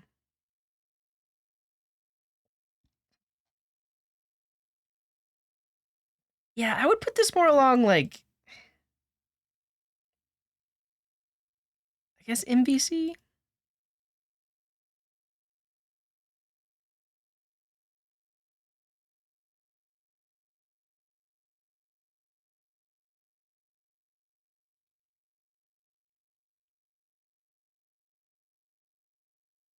I think we'll try to categorize it later. MVC-ish.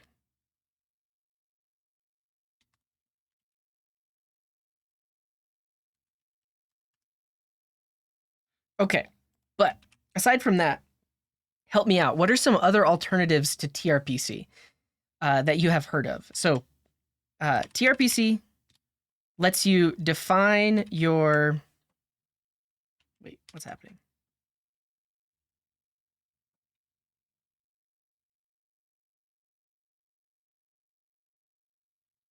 What? What just happened? Why did I do that? Left hand side is your server side code. So you basically define a backend router that uses Zod to define the input type. So here we're defining a method that takes in an object that has a name property or a message property. And then when we receive that request, we will respond with an object and a message property. So you define this on your backend, but that gives you this type called app router. And now if you use that type in your front end code for the TRPC client, all of the types flow through. So it knows exactly what methods you can call. You get a type for the specific, you get type completion and type errors for the data you're sending, and the response type is typed as well. So like response.message. So this is the idea of full stack type safety, where you define a backend, you get some kind of types, whether they're inferred or generated, and then you can use those types in your front end code. So TRPC was one of the first and one of the most popular to do this, and there have been other answers to this. So Zadios is one that I've found, where the cursor in the demo is distracting. Also, I'm not really a fan of these, because if you don't look at it at the right time, then you'll miss the code that they're writing. I would prefer to see maybe a completed example. I guess they're trying to demonstrate how when you refactor something over here, you get type errors over here, which is like kind of what you want. But yeah, all right, we're gonna switch to the software and development and game development category.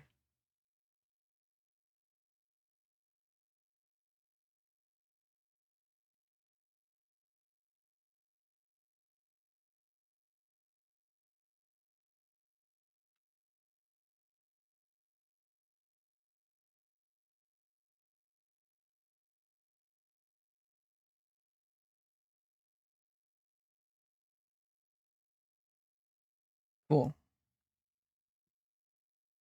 Well, every time I try to pause the video, like I'm clicking on it and it just like jumps to a code example, but then when it jumps to the code example, I'm using Firefox and Firefox won't load the StackBlitz example. Um, Regardless. Doesn't this work with TypeScript out of the box if you export your types? Yeah, and so like there's another concept we should talk about, um, which is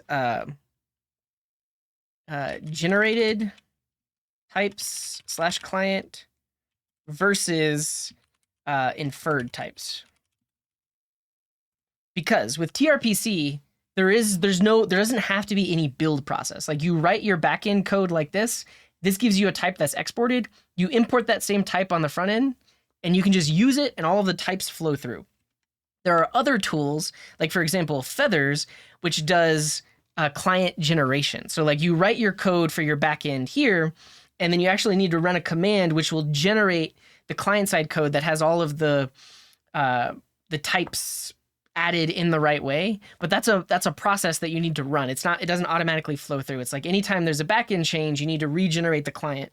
And any other system that's using like a open API client generator is doing code generation. So this is another thing we should talk about is like API specifications. So open API or Swagger is a way of defining APIs in a general way that can be consumed by many different many different client languages. Are there other API specifications that I should know about or that are popular? Can anyone talk about them? I guess gRPC is one.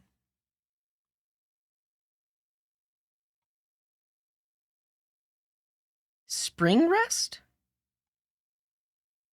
JSON RPC? Is it popular though?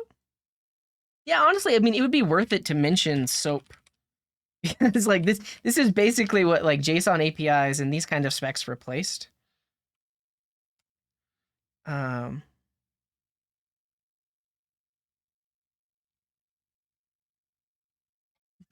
I think you're totally right, Dr. Phantom. The thing is, I've worked a job where there wasn't an open API definition. It was we literally shared our Postman collections with the team, so anybody that logged in could see them. But you can also export a Postman collection as JSON, and then people would import it to use it.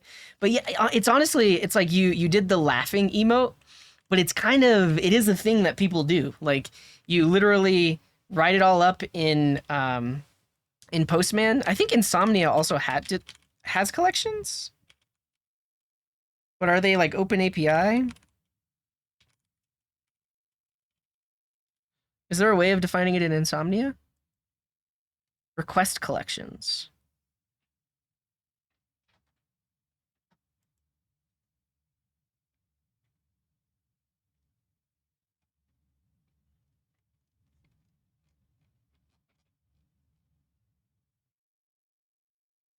Fascinating.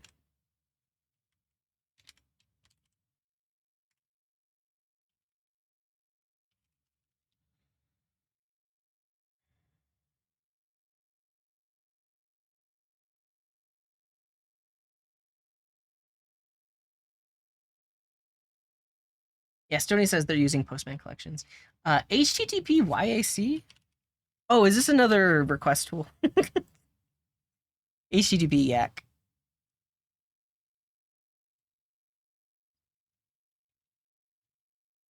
Is this an extension inside of VS Code? Yeah, that's what I'm curious about. I feel like Insomnia does things in a better way than Postman. So what if the Insomnia collections are actually like open API compatible? Migrate from designer. I don't know.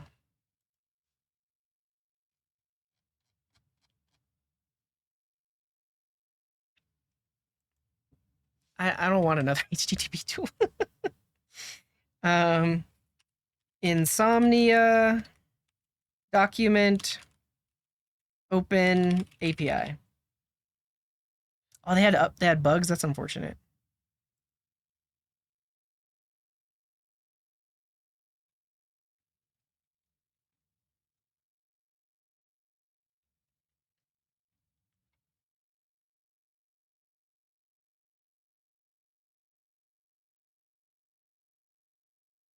You create a design document.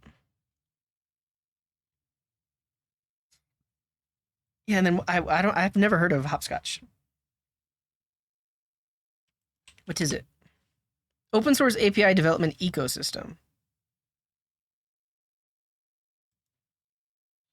Yeah, and so Swagger is on our list here. So as far as I can tell, and as far as my exposure to all of this stuff, Open API seems to be the most prevalent. Like even outside of the Node.js and JavaScript world, if you're building APIs, a lot of times people will reach for and will create Open API specifications, and we'll talk about what that means and what they are soon. Oh, so Hopscotch is a it's like Insomnia or Postman.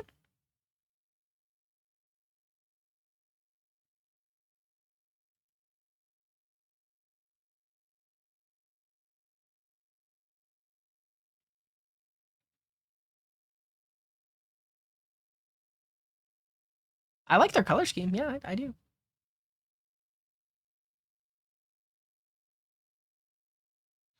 Yeah, and but the thing is, like, I'm not just talking about generated documentation, because that's a different thing.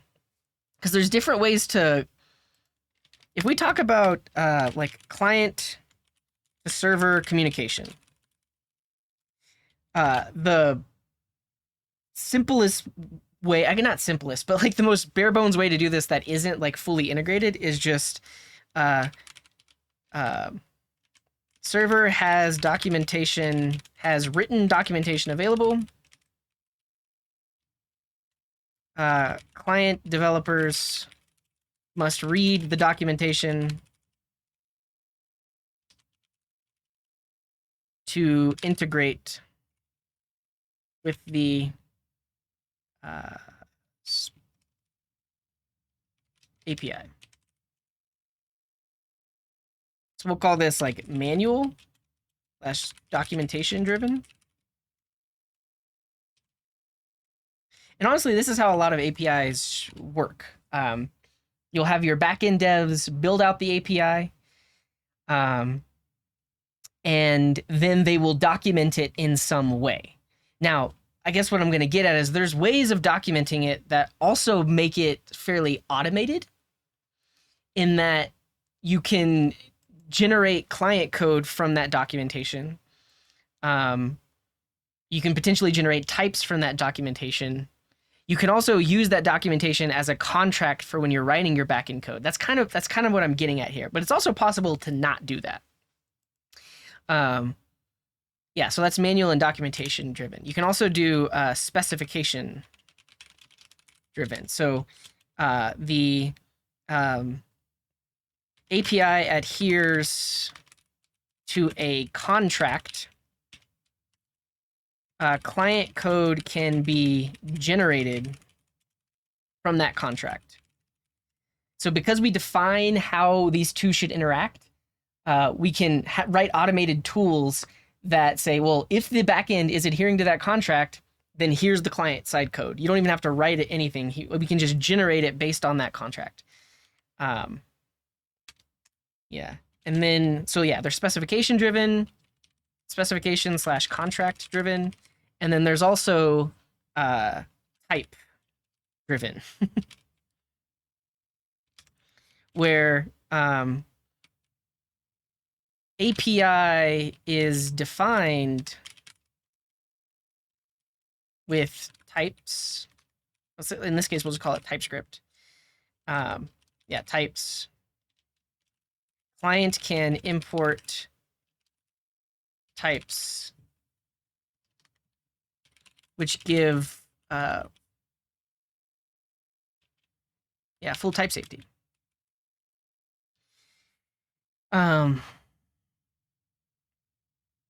Docker source could be another option to generate the docs. Yeah, and so that's why that led me to write all of this. So basically, like the backend API developers could use something like Docker source, but that doesn't give you anything automated. It doesn't give you any sort of like contract or specification.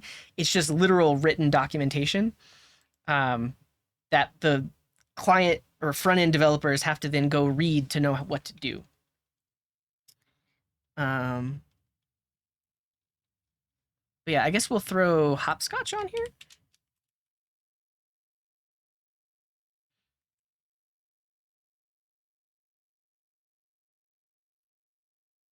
Collections. You can also import and export collections from Hopscotch, OpenAPI, and Postman. Ooh. Found these on a Stack Overflow answer. Raml and API Blueprint. Yeah, I haven't heard of these either.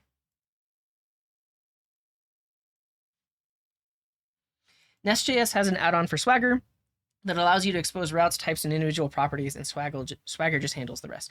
Yeah, we'll mention that.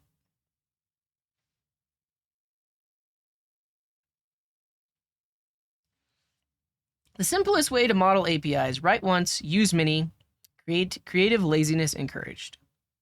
Used by Sonic. Wow. Wow. Name your API. Specify reusable types. I think the other thing to get to is like schema specifications, because JSON schema is used in OpenAPI, and I'm guessing it's probably used in these specs as well. So this is a separate specification for how you can describe your types in a way that can be shared. Like TypeScript is not a schema specification. Like TypeScript is just a way of defining types for your JavaScript code, but there are tools that use that instead of like schema-based things. YAML-based definitions are disgusting. I guess it's up to your preference and what you're used to. I think technically you can define OpenAPI specs with YAML instead of JSON. I mean, this looks a lot like OpenAPI. Yeah, why?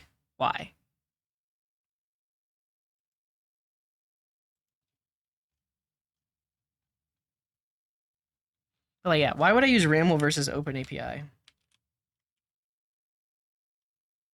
What's up, Janeki? Well, I missed you. Thanks for being here. Be nice, Easy Light. Be nice. I wouldn't say they shouldn't go to a place. They just have different preferences. I think that's it. Like certain people that especially that like white space based languages like Ruby and Python, to them YAML seems way less verbose than like JSON.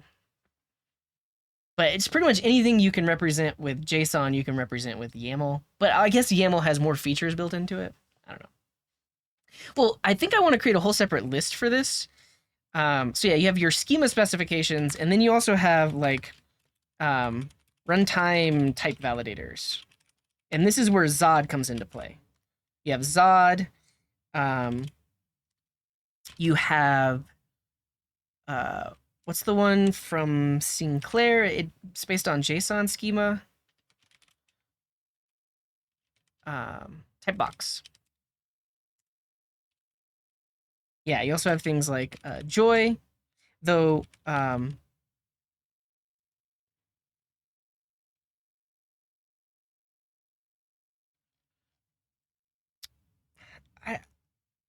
haven't even touched code in a month, and all of these things I can't remember anymore. What's the Yup? Yup was the newer replacement for Joy, and Yup has been updated with good TypeScript support. So like Yup is another one you could use here. I'm actually even going to take Joy off because I don't think it's as maintained. Let me validate that.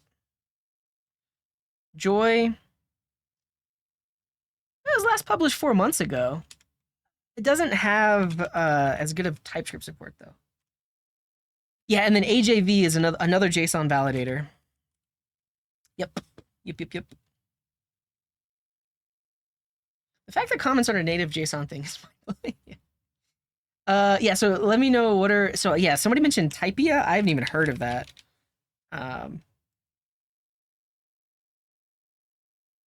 Super fast runtime validator. So yeah, I guess this would be a competitor for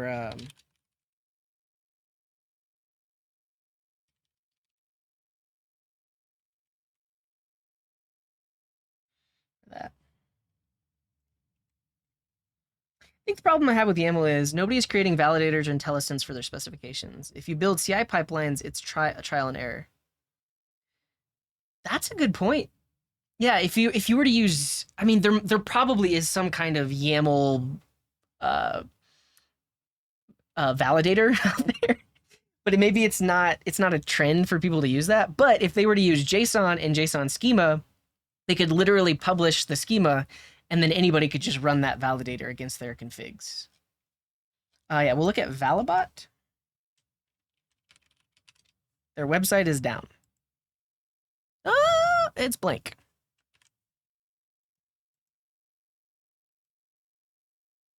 Not found. Oh, no worries, Easy Light. I mean, that's why I didn't ban you or time you out. I just let you know how we like to communicate around here. Because here's the thing. This comment, very constructive, and I think can start a good conversation. The comment that they can go someplace doesn't start a conversation. It's not constructive, right? That's really all I wanted. So, yeah, we'll look at their GitHub.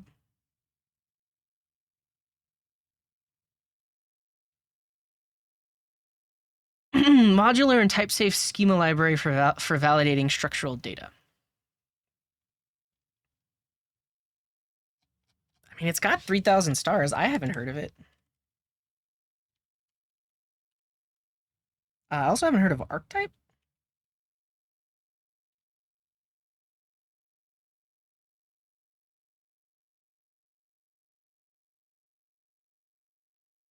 $2,000 stars. 800 weekly downloads.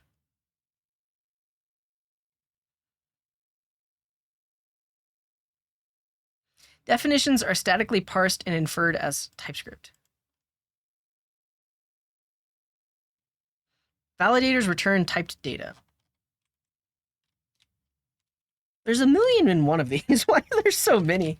I will say, like, here's why all of these are at the top of the list. These are the ones that have been around for at least a year or so, and a lot of people are still using them. But yeah.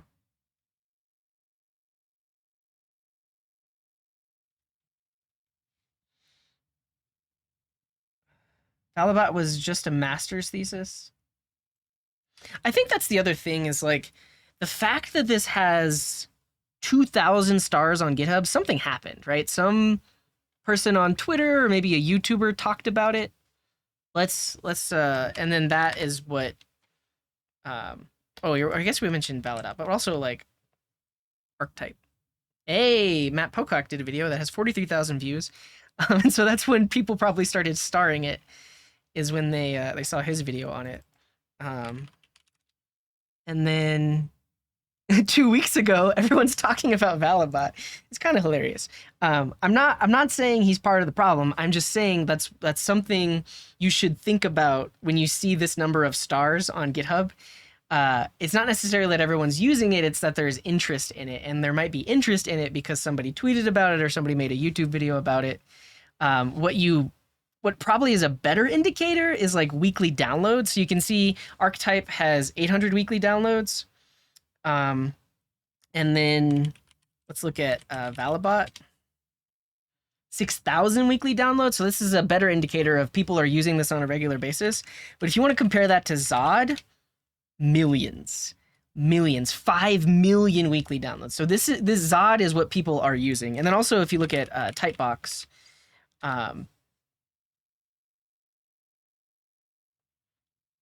23 mil. Wait. More people are using Typebox than Zod. I didn't even know that.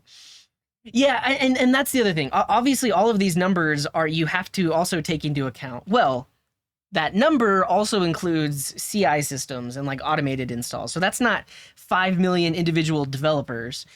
That's just the number of weekly downloads. But you can infer from that like how many daily users there actually are on any given thing. I guess you can also look at dependence. So Typebox has 569 dependents on npm. Right, this is another indicator.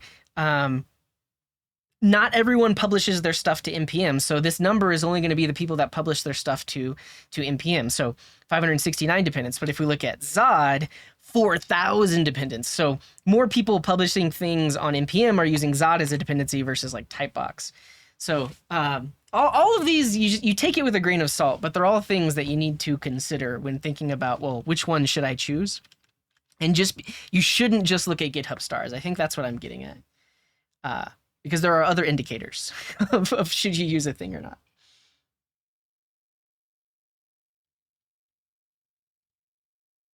Yeah. If you look at stuff like AutoGPT, you'd think they're more popular than TypeScript. Yeah, and what's up, Nick? Good to see you. But yeah, so things that get a lot of coverage on YouTube seem like they're very popular because of the amount of YouTube coverage. Yeah. Just use what I use. I use Zod because it works. And these days I'm choosing Typebox a lot more because this will generate a JSON schema, which we haven't talked about yet. I mean, I referenced it. I put it right here.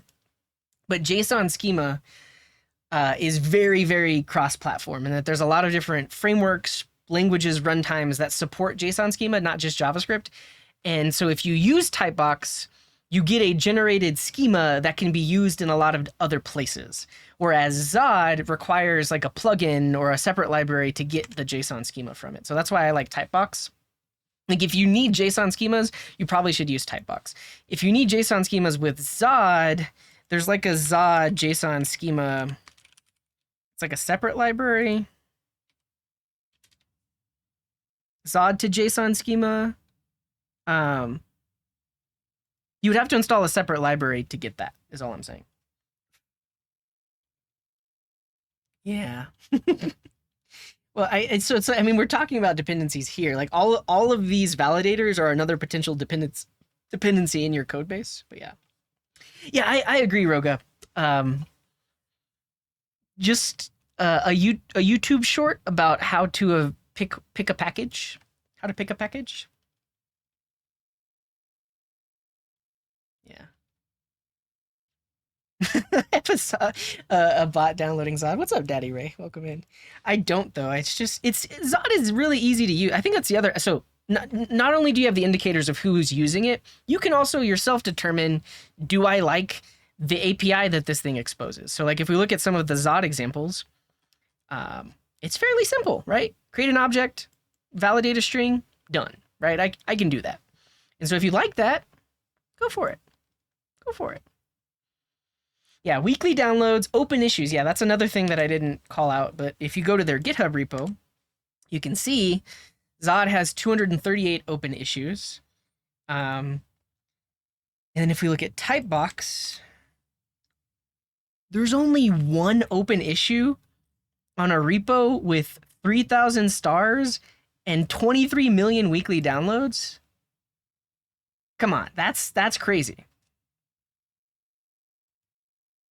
But basically the reason that you look at issues is because that means people are using it, and that means that you can see how responsive the maintainers are, right? Because all of this stuff we're talking about is open source software, right? There are people who are maintaining these things in their free time. They might be getting paid by their current employer to maintain these things, but a lot of them are just doing it in their spare time. So if you come across a bug or you want a new feature, GitHub issues is typically the way to do that, at least with these libraries that we're talking about. And if there's a bunch of open issues, then that means potentially they're not getting to those issues, or there isn't enough time spent closing issues that aren't actually issues. Apparently, Typebox does a really good job of of keeping issues down. There's 326 closed issues, but again, it's just a number because Zod has almost 1,200 closed issues. That means someone opened an issue, it was resolved, etc. Whereas people just have less issues with Typebox. I don't know. I don't know. There's a faster alternative to Nest.js called Nestia. It's from the guys that made Typia. Would you look at that? Okay. Okay. Wasn't there a story where the maintainer of isEven and isOdd just privated the packages and half the npm packages broke? Well, no, I think people use isEven and isOdd as an example of that. The one that has had issues was LeftPad was one from a while back, which apparently these days you cannot unpublish a package if it has dependencies. It used to be that you could, and that could break things. And so there was the LeftPad fiasco, where this got unpublished and then it broke a bunch of packages. More recently, there was also Faker.js, which is used for generating fake data. And so they published version 6.6.6 that I think does nothing. Like, it doesn't have any actual code here. But if you look at version 5.5.3, this is the one that people are still dependent on. And this one actually has code that people can bring in. But it's you cannot unpublish a package anymore if it has dependency. There's a whole what do you call it? Write-up and criteria for when you're allowed to unpublish a package on npm. It also has to be within the first 24 hours. For a while, they didn't have a way of doing that. Yeah, the Faker one is definitely a sad story too. And then there's also I don't know. Did the maintainer of Core.js actually publish or unpublish anything, or did they just? Yeah, maybe they didn't. They just updated their README with talking about maintaining something that people are not appreciative of. But yeah, that's been a thing in open source for sure. Yeah.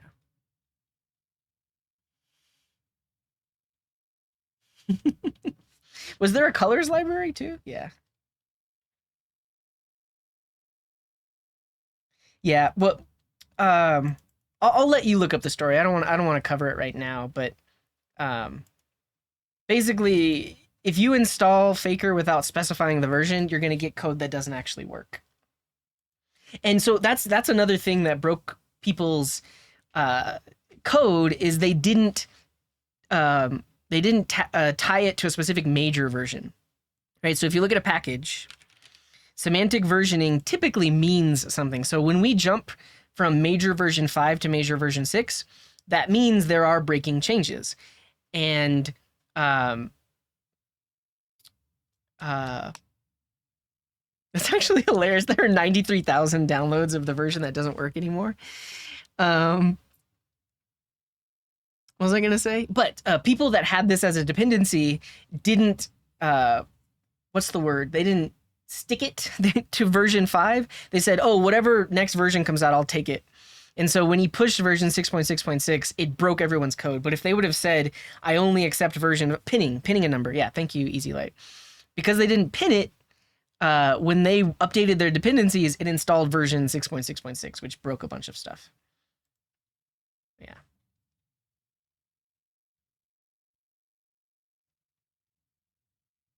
Yeah. Check out that blog there. All right. What do I want to talk about here?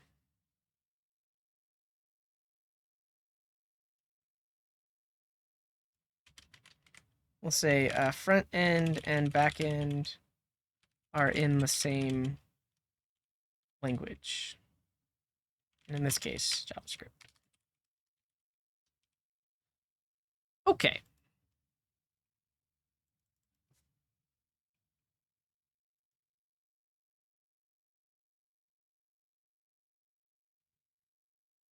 Yeah, let's talk about this right now. Are there any other packages I should list under full stack type safety? So TRPC being the main one. There's also Zadios, TS-REST.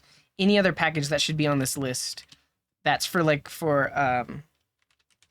JavaScript ecosystem, full stack type safety. That gives you full stack types safety. Nux TRPC? That would still be TRPC.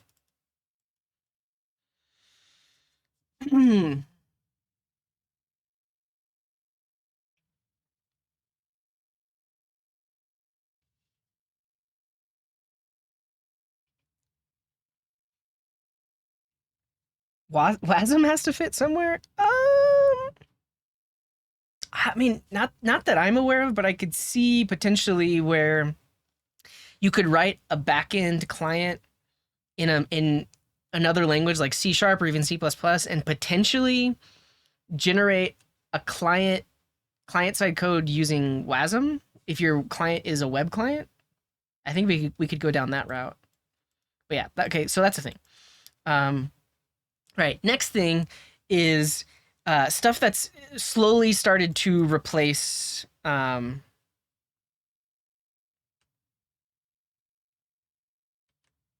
Express.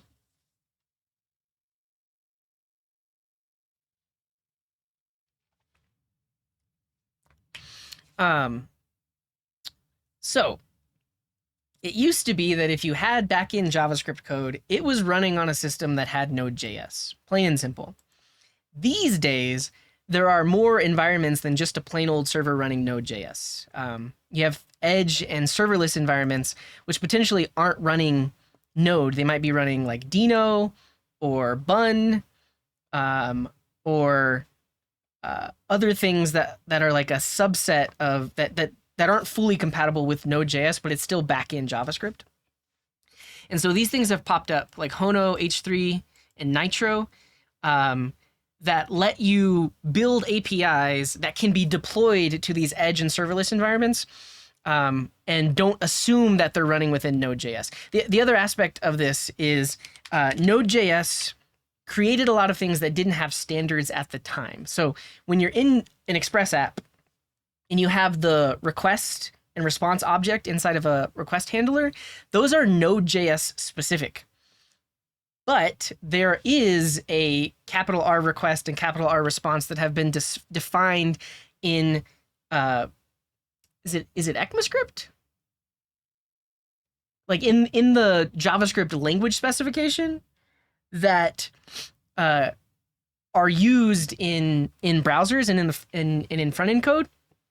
But there are backend environments that also adhere to that and aren't using like this custom stuff that came from Node.js. So when you're using the capital R request inside of Dino, that's the same capital R request that exists inside of the web browser. And so as backend code bases have tried to move towards like the web standards, you get away from Node.js specific things.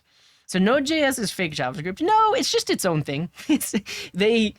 Because basically when Node.js came out, all that like these things didn't exist in the web platform, so they had to invent it, or had to come up with their own way of doing it. But that's why things like Dino and Bun have popped up, are to get away from the Node.js specific things and do the things that are more standardized. Yeah.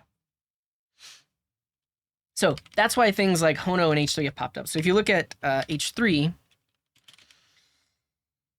It's gonna look actually I learned about H3 because of Nuxt, so Nitro honestly might be a similar thing. Wait, what? This is not it. That's the wrong one. This is it.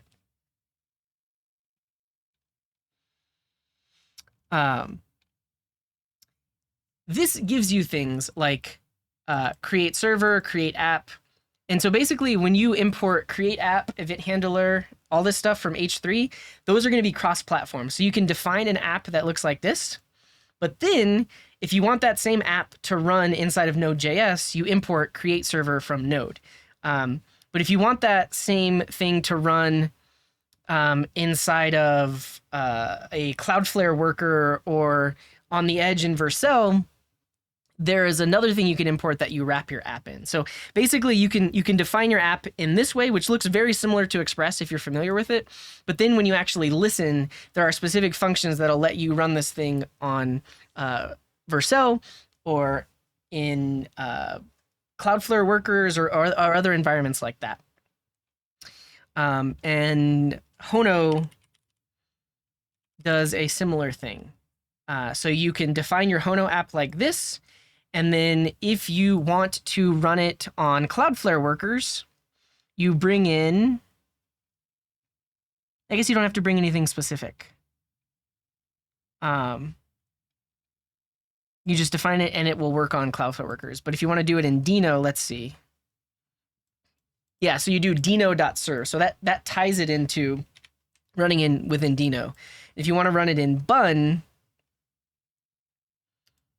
yeah, so there's a lot of different places where you can that have a serverless or edge runtime, and they sometimes do things like slightly different.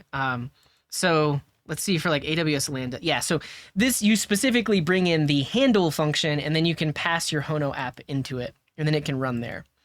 And then if you want to run Hono inside of node.js, there's specifically a serve function you can pull in from node server. So the way you define your app in Hono and also like in H3 is standardized, but then when you actually want it to listen, you can choose the right thing depending on where you're trying to deploy it to.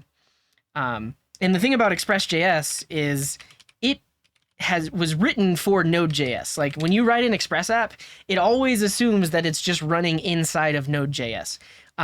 There are adapters and there are ways of taking an Express app and running it in Dino or running it on Bun or Vercel.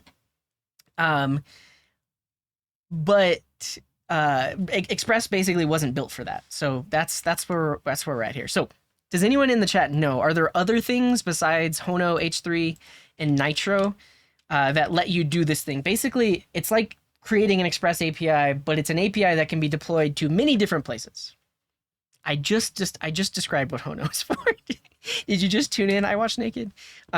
Basically, Hono lets you define an Express app, or an Express style app that doesn't just run in Node.js. It can also run in all of these other types of environments. That's what Hono is. And then there's also, we were talking about Nitro. But I think, honestly, Nitro, I think, is just a higher level H3. Yeah.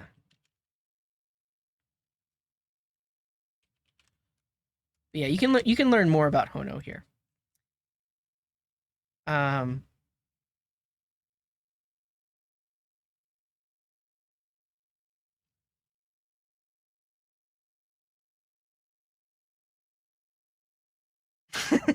I just explained it, but I'm going to explain it again. And then someone else again was like, well, can you explain it again?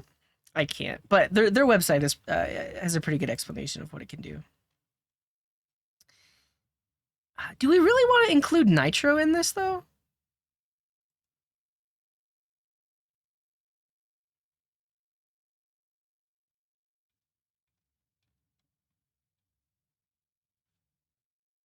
Because it seems like Nitro is a bit more full-featured. It's not just for building APIs. Yeah, we're not going to include Nitro here. H3 is basically what Nitro is using under the hood.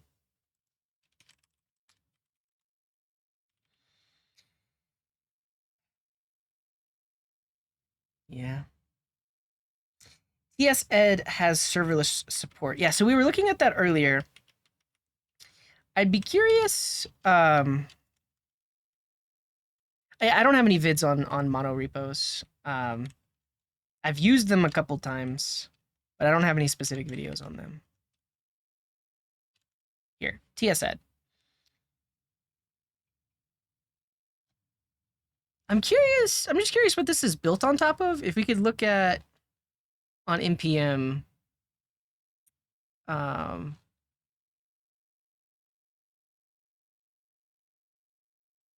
Oh, so they have platforms. So they specifically, if you want to deploy TSEd to Express, you can do that, or like with Express.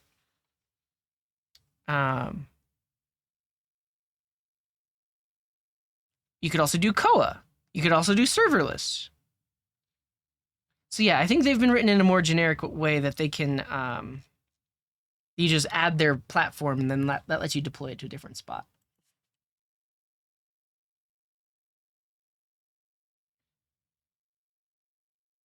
Yeah. Yeah, I think I'm getting at that point where there's so many things it's easier to say, well, that was 10 years ago. It's like one of the first times in my life where that's starting to happen. It's like, yeah, I was using Angular JS. I mean, at this point, 12 years ago. It's crazy to think about. Uh, yeah.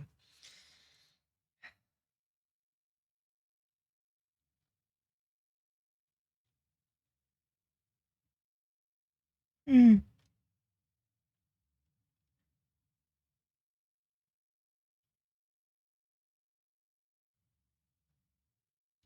But then where do we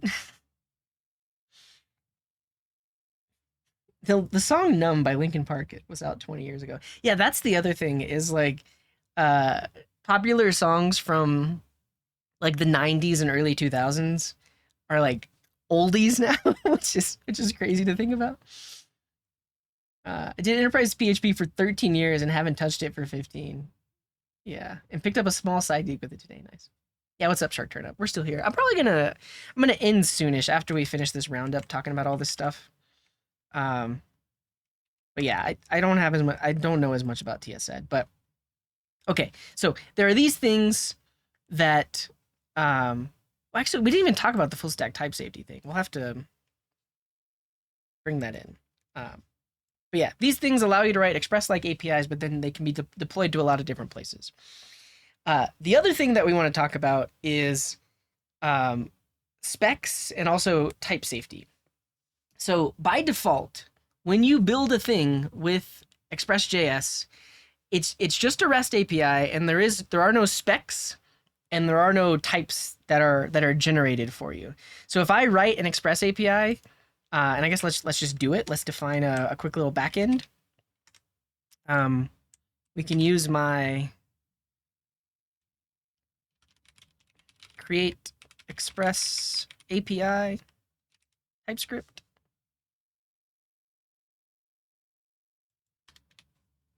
Yeah, this is it.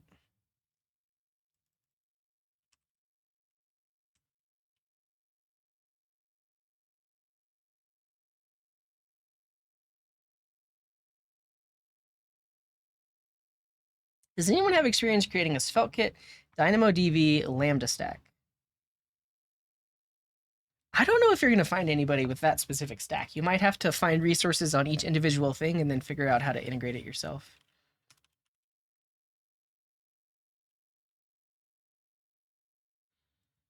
Okay, I have myself a little Express API. If we look at this code, we can look at our routes. So we define our app with Express, we add a bunch of middlewares, and then you can see that our app responds on the root. So when someone makes a request to the root of our server, we're going to respond with this message. But there's no type information associated with that. Like technically in my code here, I've defined the message response type, which is an object that has a property called message. But from the client side, I don't have access to those types unless I'm in a mono repo and unless I try to import that type directly. So I guess basically what we're saying here is if I write some client side code, let's do that now. Let's define just a vanilla TS client with Vite.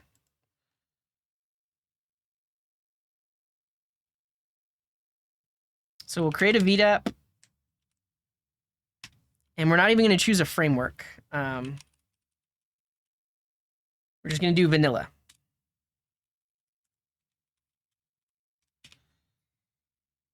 The types are secret. Yeah, and so technically if I was developing that backend and someone was creating the front end, I would need some kind of documentation to tell them these are the endpoints that exist and this is the kind of data that it can return.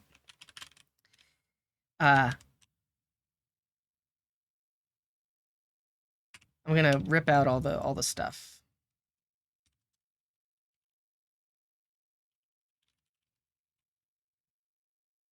Rip out the styles. Rip that out. Here.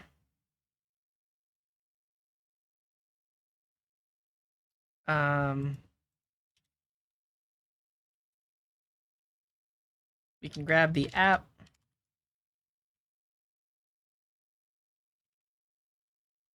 And this is just vanilla JS. We'll set this to hello world.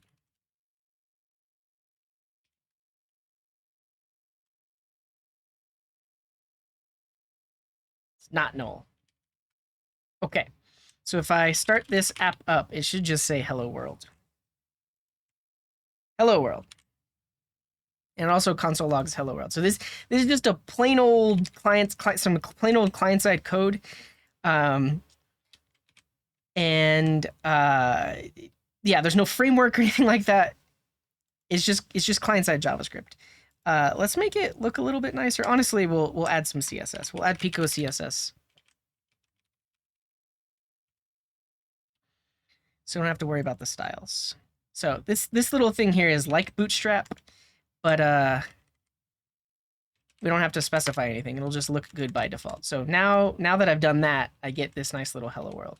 But okay, let's say this client-side code needs to make a request to this backend to show these emojis on the page. The way I would do that is I would write the code. So we'll just have a get data function.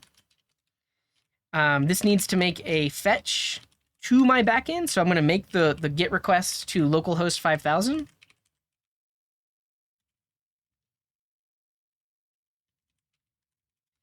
And then we'll do something with the data, right? So I have my JSON, which is going to be awaiting response.json. And we'll just log that out.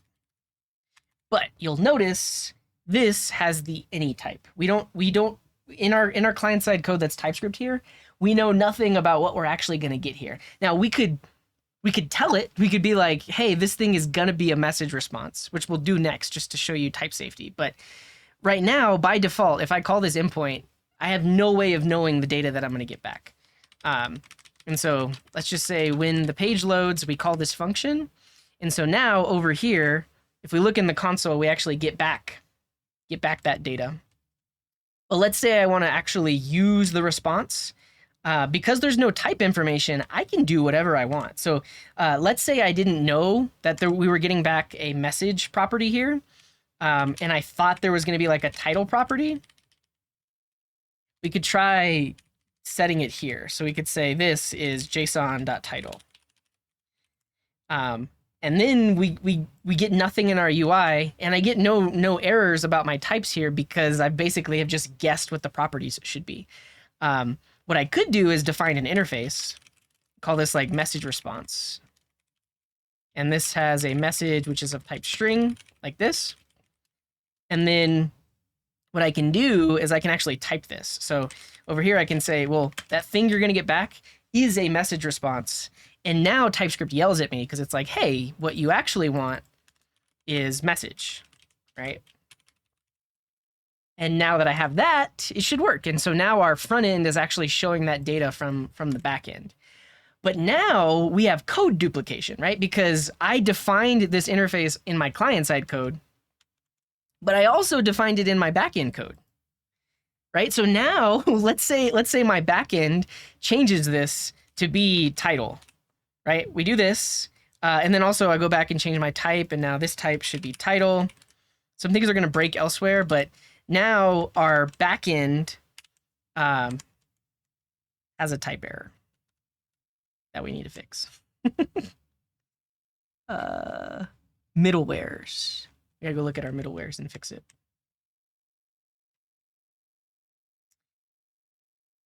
Yeah, here, title, like that. And then there's a lot of places. Honestly, what I should have done is instead of just renaming it directly, I should have done a refactor. All right. if I do a refactor, because we're using TypeScript, this should flow through everywhere.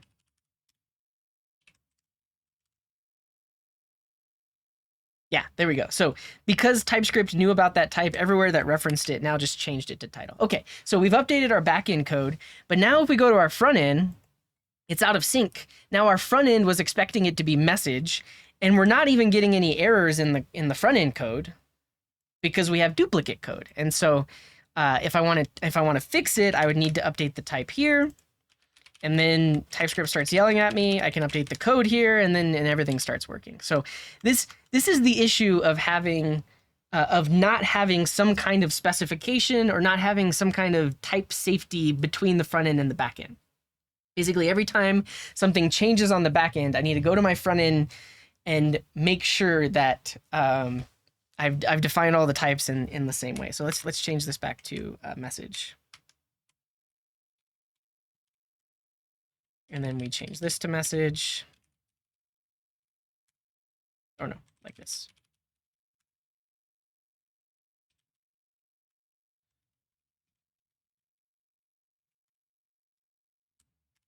Okay. Yeah, the front-end developer gets up and rage runs to the back-end developer asking them what they changed. And then I think like the other thing is because we don't have any sort of, we're not adhering to some sort of contract or specification, the only way to let the front end know that things change are to tell them, to send them a message like, hey, we updated that. You're going to need to change all your code everywhere. And so that's not ideal. But the thing is, people built apps this way for a very long, people still build apps this way. People still build apps without having some consistent way of sharing the type information and sharing the contract between the client and the server. And that's what a lot of these things that are listed here are trying to solve, because it's not just about building that backend API.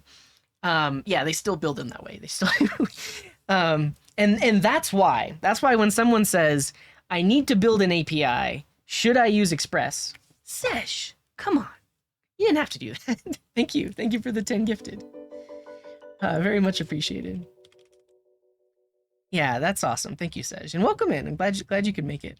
But that's why when someone says, should I build an API with Express? I hesitate because I'm like, well, you can, but the thing is, we have tools that will help maintain types and maintain a contract between the client and the server, and Express doesn't do that out of the box. You can make it work. So let's make this work without defining my own type. So instead of defining message response, technically, I can import this type from my server-side code. Like I can actually reach up, go to the backend, go into the source, go into the interfaces, grab that message response.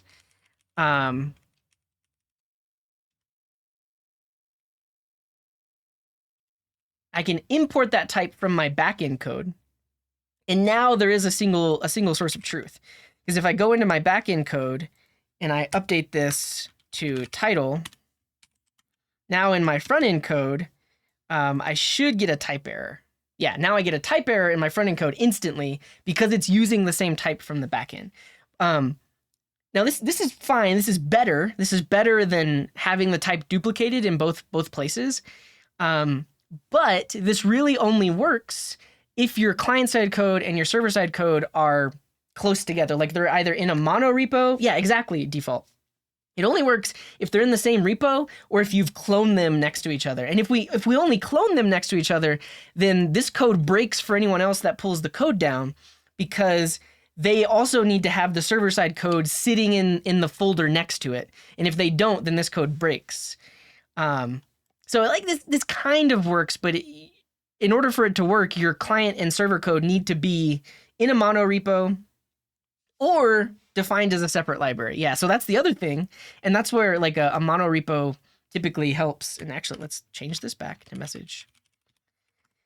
Is instead of defining this type inside of here, then we create a mono repo that has our client-side code, our server-side code, and then a library called like shared types or models or something like that. And we only put things in there that we want to use on both the client and the server. and then you can maintain it from there. But the one caveat with coding this way is your client and your server need to be in the same code base, and that's not always something that you can do. But yeah, a mono repo with types. This is the kind of dumb stuff I would do. Yeah, and like if you're starting from scratch, it's not that hard to actually just create a mono repo and put your React code in there, put your backend API in there. Yeah, that's the thing. Yeah. How do we handle the sync when the front end dev doesn't always need to have the back end pulled and running? Right, and that's where these other solutions start to come in. Basically, if we're talking about like specifically the solution of using some kind of contract like these, anytime the backend code changes or the contract changes, the client has that updated version of the contract, and then if you'll use some tool that generates the types, and then you'll get some kind of type error. But there are solutions to this like TRPC and Zodios and TSRest that don't require any sort of code generation. They all work based off of the types that are defined in your backend. But typically this, like with TRPC, typically you're working in a mono repo. Like you still need those types to exist right next to each other. But it's a more seamless way of defining these things, because this is the other aspect of defining your types manually with Express. So if we look at like another request handler like this one, so this responds with an array of emojis. With Express, you actually don't have to put the type in there, right? It doesn't force you to. And now it's the any type. Like I'm not going to get any code completion here if I respond with a string instead of an array of strings. But if I use the generic types and then specify the type here, I can specify the response type, and then I can get type errors here that says, hey, you told me this was going to be an array of string, but you passed in a string. So the TypeScript support in Express is fine, but it's not as integrated with as you get with something like TRPC or Zodios, which kind of force you to define those types up front. Like it's not optional. Like this is optional. They force you to do it, and then you have to do it, and you have to adhere to those types. Is there any other benefit other than expressiveness to using import type instead of only import? No. So here's the other reason why. So let's talk about why did I put the type keyword here. When you're dealing with front end code that imports back end code, sometimes that back end code might be using something that's back end only, like that specifically needs to be running Sedge. That's money. You gave me money. Thank you. Thank you. Thank you for the one Great British Pound. Is that what that is? Appreciate it. So when you start mixing backend and front end code like this, you have to be sure that you're not importing backend code to your front end, or your front end will break, because front end code is written in a way that it's going to be running inside of a web browser. So you don't have access to process. You don't have access to like the global keyword or things that you would have access to in node.js. So if you use the type keyword, you're explicitly telling, and thank you, Milos, for the 36 months. That's awesome. 3 years, that's a long time. If you use the type keyword, you're specifically telling TypeScript that I don't want to import any kind of values or anything from my server-side code. I only want to import the type itself, because if you've worked with TypeScript, you know that when this code gets turned into JavaScript, anything that's a type literally just gets stripped away. Like when this code gets compiled into code that runs in the web browser, that line, because it's just a type, is immediately just going to go away. But let's say I tried to import the type from maybe a model that was defined for like MongoDB, and I tried to import that in my client-side code. If I didn't use the type keyword, it might actually try to import the entire MongoDB library. And oh, thank you, Damon. And then a bunch of stuff would break, because the MongoDB library expects that it's going to be running in backend code, not frontend code. So yeah, the reason I add the type keyword here is just to make sure that I'm not importing backend stuff into my frontend code, because that's one thing you need to be careful of if you're trying to do it this way. Yeah, and TypeScript Tea Time had the answer. Much more succinct than what I said. Yeah, and so that's the other like you the idea of splitting these out into a separate repo or a separate library of just types doesn't necessarily have to be a mono repo. Like it could be a GitHub repo, excuse me, a GitHub repo or an like a private npm dependency. But that also becomes cumbersome to maintain because now every time the types change, everyone has to update their dependencies. Both the client and the server need to update their dependencies, which at the end of the day, if you're going to be doing this, a mono repo makes the most sense. Yeah. Yeah. Yeah, we're talking about APIs.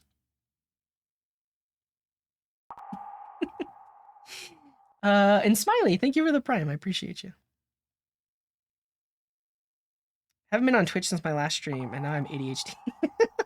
Yeah, there's a lot of stuff going on. And Java Slip, thank you for the prime. Appreciate you. I think I missed that along with Chris. Thank you for the sub as well. Imagine importing a function which then accesses some backend or config secrets and accidentally shipping it. Yeah, well, I think the issue, look, the thing is the build process wouldn't really let you do that. Like you'd get some type errors, I feel like. But it's possible. It's like if you don't have that safety check there or some kind of like tests that run, you could potentially ship things that imported secret code into your client code. Yeah. What's up, Moshiko? Good to see you. Yeah. Well, the thing is, like, you can't run a Mongo query from the client side. Like, it's literally impossible. Like technically, the MongoDB protocol happens over sockets. I mean, it's a network socket, but in front end code, you can only open up WebSockets, and I don't think you can connect to a Mongo backend via WebSocket unless you have some kind of proxy. So like, not only is it bad, it's like impossible. Like you literally, same thing for like SQL code. You literally couldn't run code in a web browser that tries to connect directly to a Postgres database. You just can't. Like it's not technically feasible. Yeah.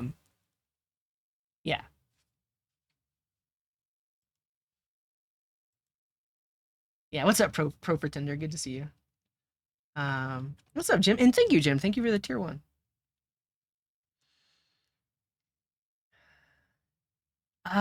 Well, I only announced today that I was going to be live again, so I'm sure the Sheboss will catch up. Doesn't Mongo already have a client-ish library? If they do, it's probably working via REST API, because I think that's a newer thing in MongoDB is like it can automatically spin up its own REST API or something like that. Yeah. Okay, what were we talking about? Yeah, what's so this isn't ideal, and basically if you are going to do this anyways, like import your backend types into your front end, you probably should be using one of these things. So we talked about TRPC earlier. I don't think you said more money. But TRPC literally is just a type. So we have this type called app router. Think of that as like the type of your Express app if you're thinking about Express. And then over here, we have a client that we use the generic version and pass in the type of app router. So now this client is typed and it knows about the specific methods, the specific inputs, the specific response types. The thing about TRPC though is it's by default, it doesn't work in the same way as Express where you're defining paths, like a string path of the endpoint. You literally give your endpoints names. So this is called greeting. Like whereas in the Express world, you might have /greeting as your endpoint. But here you just define it as greeting, and then on the client side, you just call it as greeting. But again, because you're sharing this type, this really only works in the scenario of a mono repo, right? Where your client is in a mono repo that your backend is in. And if you're building an app that way, this is great. You get really good type safety and support. And thank you, Dr. Phantom. Thank you for the 100 bits. Yes, and so this is where specs come into play, and that's why we're going to talk about that next. Is that what if you're developing an API that isn't just consumed by your own client, it's also consumed by the outside world, by integrations or people calling your service. And in that case, TRPC wouldn't work as well. Now, I think technically you could publish the actual TypeScript type, the TypeScript generated type for people to pull in, but that is not ideal.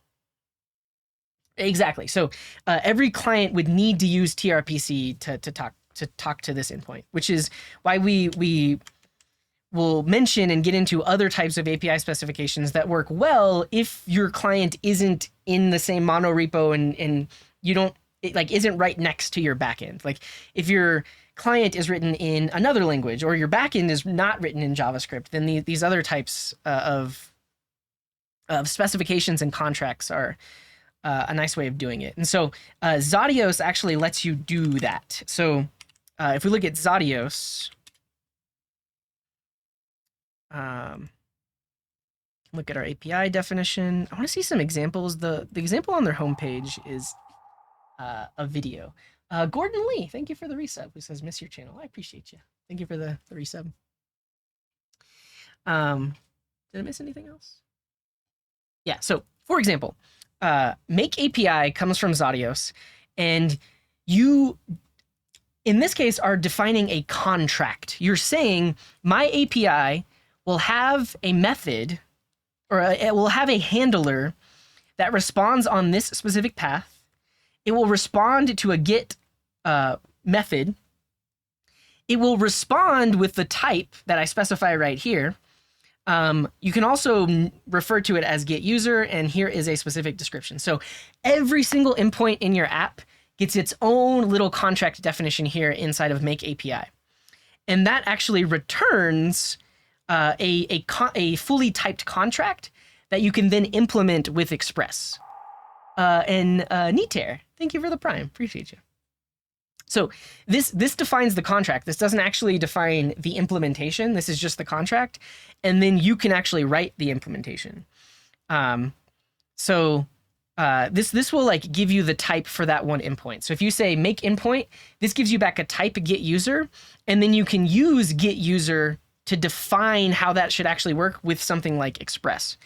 The other aspect of like type safety that we don't talk about a lot is also like param type safety and invalidation. So when the client is making a request to user/ID, the client-side code should probably complain if ID isn't the right type, right? It should complain if we're passing in a string instead of a number or a number instead of a string. And so we also want validators for that. We want types and validators for the response as well. Like we want to know that this returns a user type. Thank you, Sedge. You're giving me a lot of money. You calm it down, Sedge. I appreciate it though. Yeah, and then the other thing is query parameters. So the things that come after the question mark. And I do believe that this will let you define those. Yeah, so you can say make parameters here, and then you can define, well, I should only allow in the query parameters limit and offset. Anything else should be not valid. Like they shouldn't be able to pass those params in. And so if you pass that in here, then that's also going to be a contract that says these are the possible parameters that you can send when you're making this request. And so this is a contract. It says, I will have an endpoint that adheres to all of this stuff, but it doesn't actually implement it yet, right? I don't have any code here that does a lookup in my database and responds with an array of users. This is just the contract. We want to use that contract on the client, so that way when we're making the request, we get all the right types, but we also want to use it on the server, so that way when we're implementing it, we get errors that say, hey, you responded with the wrong type, or hey, you didn't account for this param. Number.positive? I don't know. I think this is just a Zod thing. I feel like there are other validators that you could use. Oh, and yeah, and this is the other thing that we don't think about a lot is the specific error types. So like APIs will respond with errors that are in a specific shape, but that shape might be different depending on the type of error that happened. And so this also lets you define, these are the type of errors that you can expect from this specific endpoint.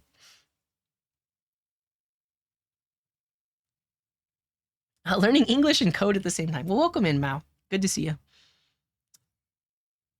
All right, so all of this is the contract. Now, how do we define it? Let's see. Also, we can go into night. That's better. Night mode.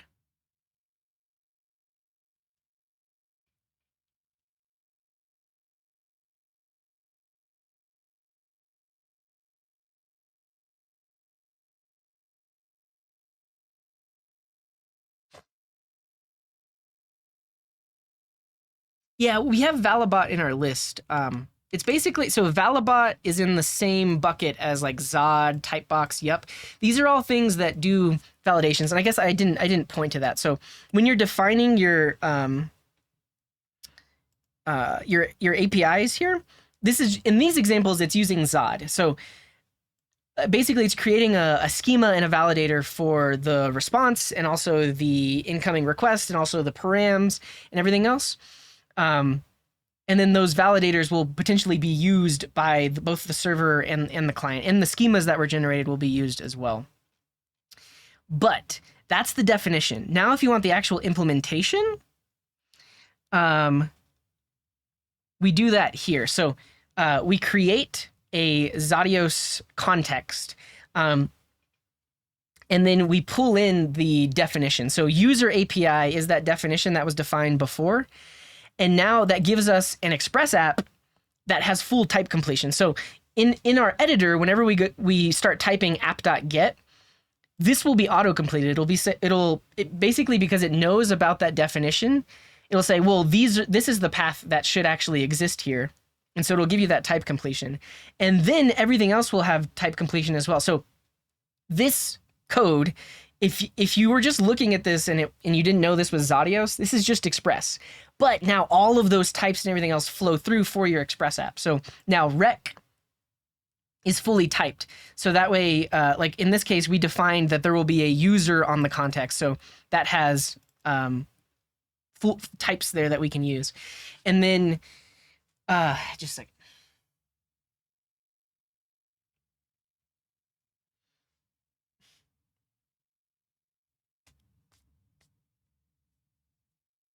I think it should, Dr. Phantom. I don't know for sure. Like, I haven't actually implemented anything with this. I've just like started to read the docs, but I would expect that maybe we get a little type error somewhere like right here that says, hey, you did not implement this endpoint that you said would exist. I would hope. But here's the other piece of type safety is we said in the definition for user/ID, we are going to respond with a thing of type user. And so now when we do res.json, all of this is going to be typed, and it's going to, based on that user type that was defined. And if we're missing any properties, TypeScript will complain. If we add extra properties, TypeScript will complain. So basically, this looks like a regular plain old Express request handler, but it has all of the considerations, the validations, the schemas, the types, everything that you defined in your contract is now usable and defined over here.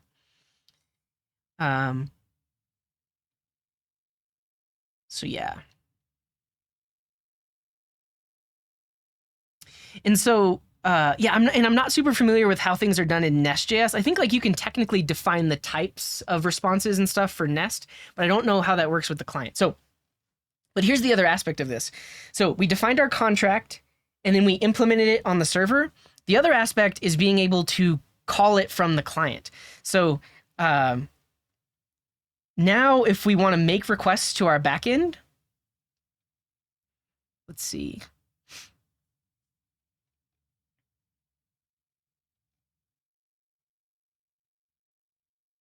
Yeah, we define a client. So here they're passing it all in, but imagine we didn't define this stuff manually. Imagine we defined our contract somewhere in a shared location, and now we can import that contract on the client, just pass, instead of defining it manually, we just pass it in. And now this is a fully typed Axios client. So API client.get users is going to be fully typed, and users will have the type of type user. And then API client other way around. So users will have the type of array of user, and then get user will have the type of a single user. So basically you take that definition, pass it into the client, and now you can fully use it on the client side with full types and methods and everything else. So At this point, you kind of get the same functionality as TRPC. Exactly, and that's what we're going to get at TypeScript Tea Time.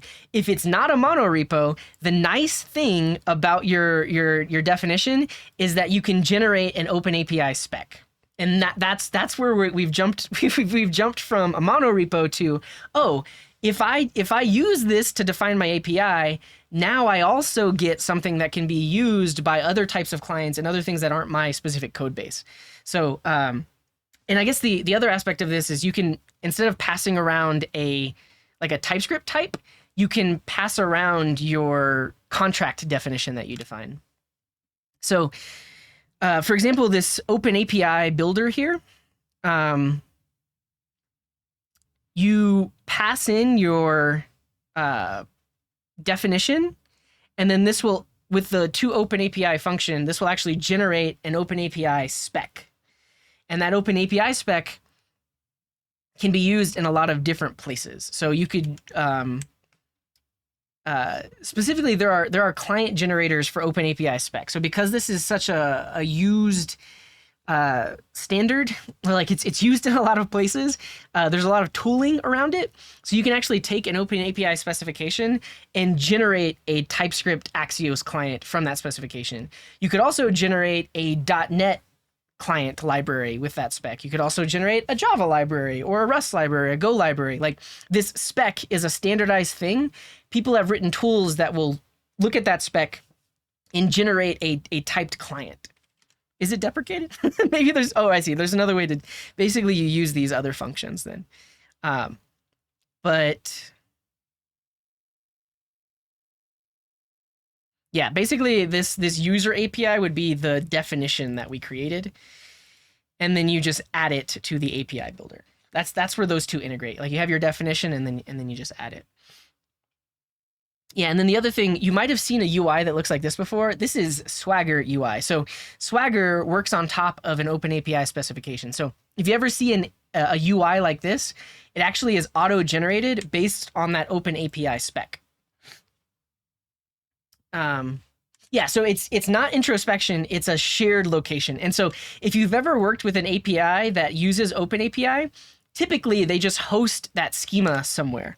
The pet shop OpenAPI is a classic example of this, or like pet store, where so here's our nice little UI here, but this URL is what you would share with people. So some other client, you give them this link. This is a JSON schema and specification that describes the entire API. What's up, Melky? Welcome in, Raiders. Glad to see you. Hey, hello. Good to see you. We're talking APIs right now. What were you working on, Melky? It's been a long time, dude. I hope you're doing all right. Yeah. Yeah.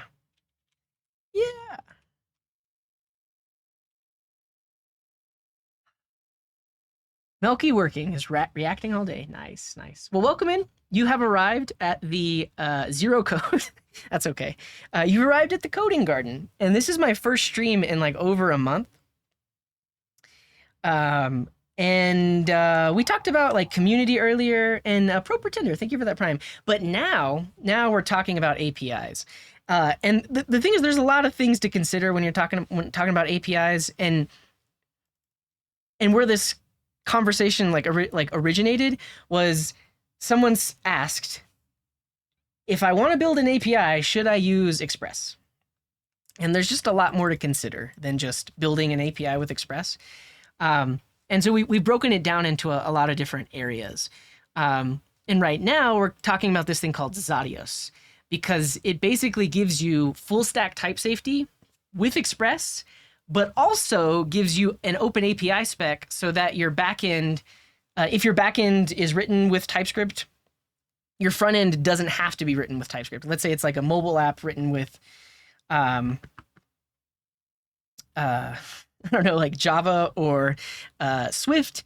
You could actually generate a client library using that same spec. And so that's what we were getting at. Like, if you've ever seen a web page that looks like this is Swagger UI. And this is auto-generated. So like these basically like this documentation here and this way of interacting with the API is automatically generated because the person that wrote the API is using the open API specification. And so what we just talked about is if you ever see a UI like this, typically there's some JSON spec that's actually driving it. And if you look at that spec, it defines everything. So it defines what are the specific paths in this API, and then for that given path, what methods does it support? And for a given method, what do we expect the request body to look like? So all of this is defined using that open API spec. And to bring that back to Zadios, what this allows us to do is we define a contract here with Zadios. We can then pull that contract in and implement it on the server. So we define the contract, we then implement it with Express, and then we can use that same contract with the client to get some client-side code that calls it. But if our client is not JavaScript or TypeScript, we can still get back an open API specification, and then that can be used by some other front-end or back-end language that isn't JavaScript or TypeScript. That's what we're getting at. Yeah, exactly, JP Billings. But this is kind of what we're getting at is like keeping things in sync, right? And it's like before we had tools to integrate all of this, it was someone's job to just manually keep the spec up to date, but it wasn't actually used in the backend code. But the nice piece about this developer experience is if you use Zadios to make your definition, and then you import that definition in your Express app, the types flow through. So the moment you try to add a new route that's not in the spec, you're going to get a type error.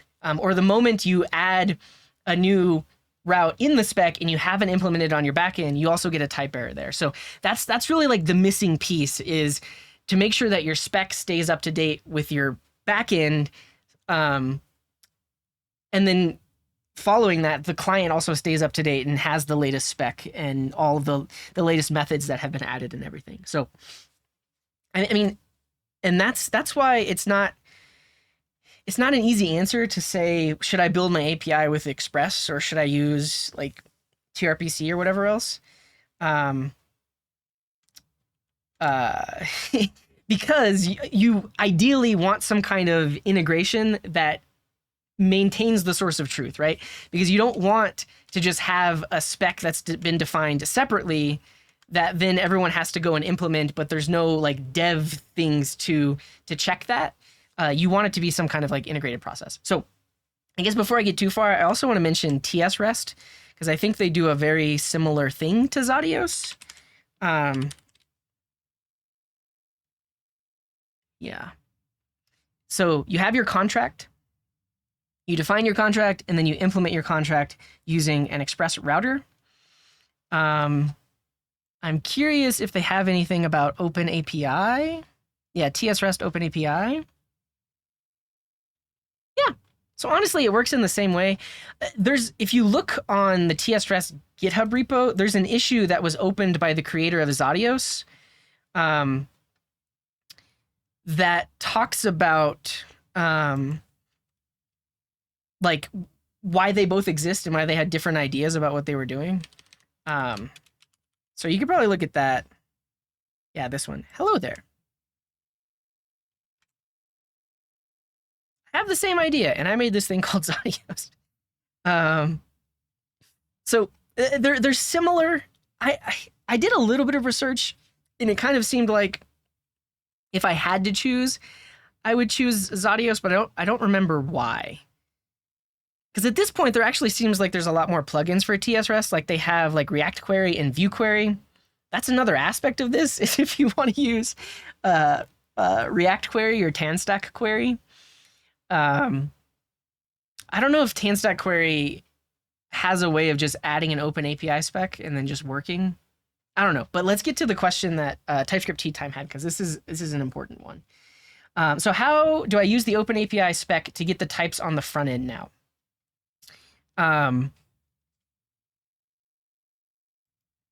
Let's see.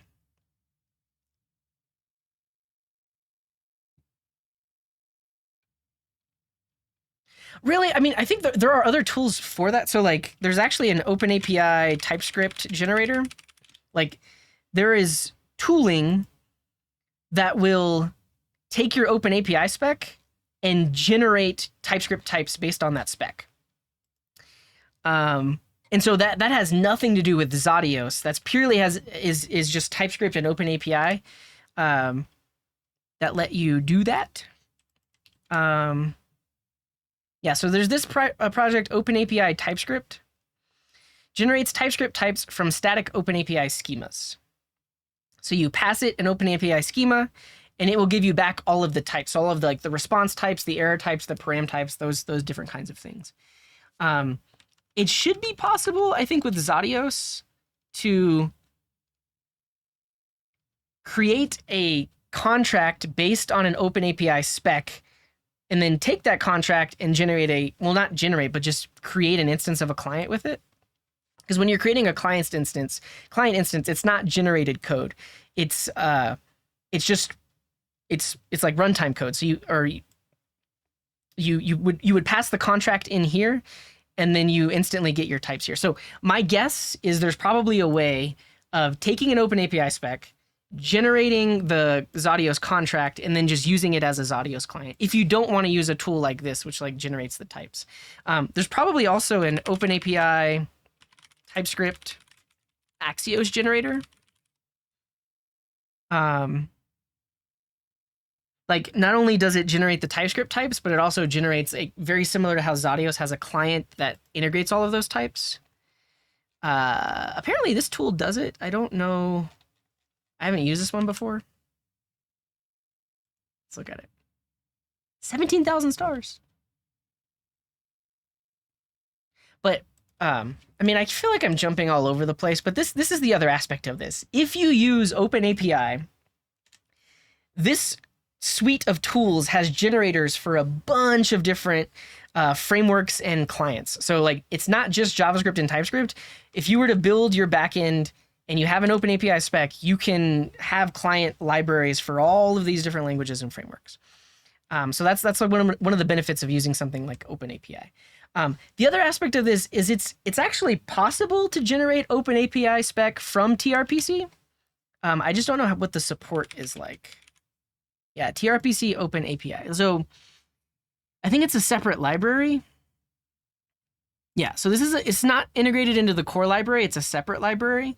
But if you're already using TRPC, you can add this package, and then this gives you the option to give more information for your OpenAPI spec on your TRPC handlers. So if you're already using TRPC, this is something that could basically allow you to start using not TypeScript to communicate with that TRPC backend via OpenAPI.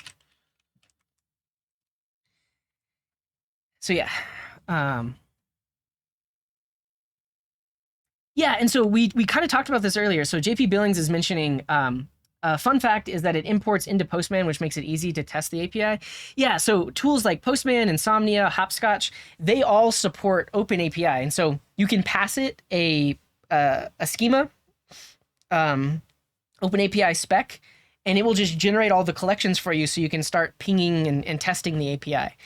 The thing we talked about earlier is all of these tools also have their own way of defining collections. So I've worked on teams before where we didn't use OpenAPI, we actually just used a Postman collection. So the backend team would keep that Postman collection up to date, and then that's basically how they shared the documentation with us, is by keeping that Postman collection up to date. But I will say we ran into this a lot. Like what JP Billings is also saying is, if they didn't update that collection, now we're out of sync and we actually don't know about like new endpoints that they added and stuff like that. Whereas if they would have had some sort of integrated tool that kind of like generates the OpenAPI spec based on the code, or their code is based on the spec, it would have stayed in sync better. Yeah. It's true, Sej. I don't know, America 2050. I like the Z import. I don't know.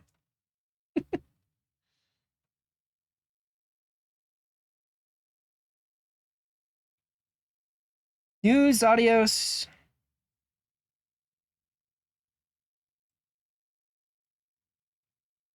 Yeah, I think the issue though is if you want TypeScript types, you need the contract to be written in this way. Like, as far as I know, there isn't any way to take a OpenAPI JSON schema definition and then like just have the types inferred from that. You need it to be written in this way. So I think you would still need some kind of like converter or generator. Yeah. Okay, where are we at now?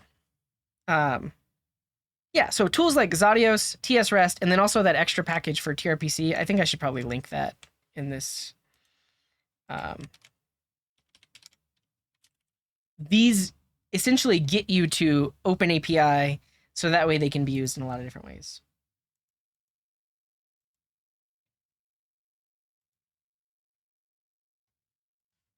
Yeah, and see you later, TypeScript T10. Thanks for your questions and clarifications too. Generate a Zadios from an OpenAPI spec.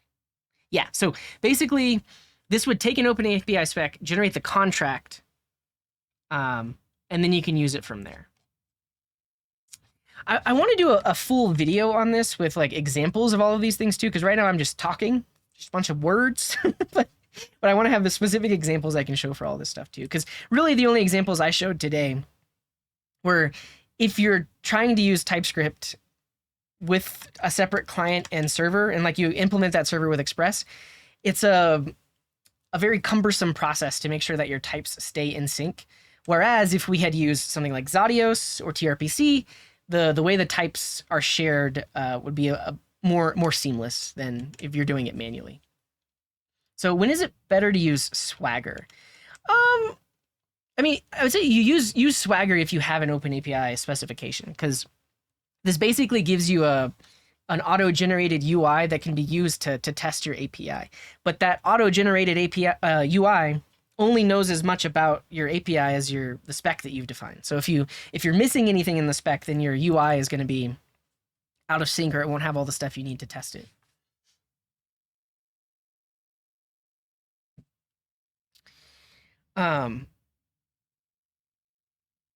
Yeah. And so I guess if I were to talk really quick about like TRPC versus like Zadios, I think the thing that I like about Zadios, and I guess also TS-REST, because it's doing a very similar thing, is it feels like and adheres more to like REST APIs, right? So our paths kind of adhere to resources and RESTful endpoints.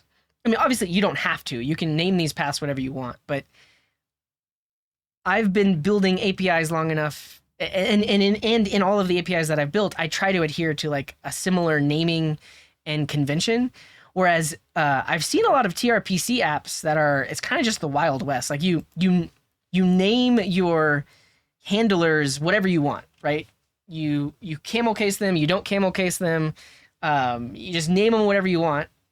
And the reason you can do that is because the client is generated, so you don't have to rely on conventions to know like what endpoints can be called and stuff like that. You literally just get type completions that tell you what to call. But it still feels messy. Like it feels like that's one more place people might have opinions that I might not agree with in terms of like how do you specifically name your endpoints if you're using the actual function names.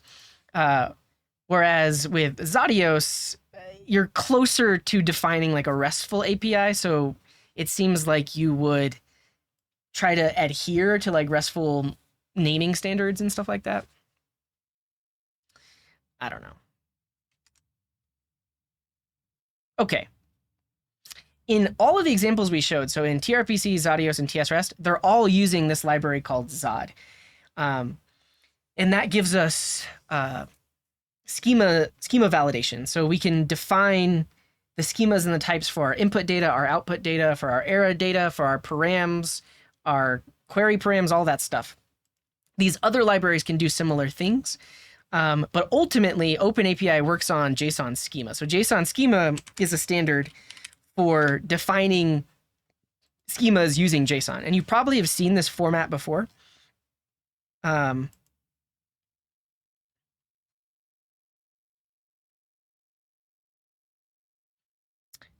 Actually, type box is probably the easiest way to show this.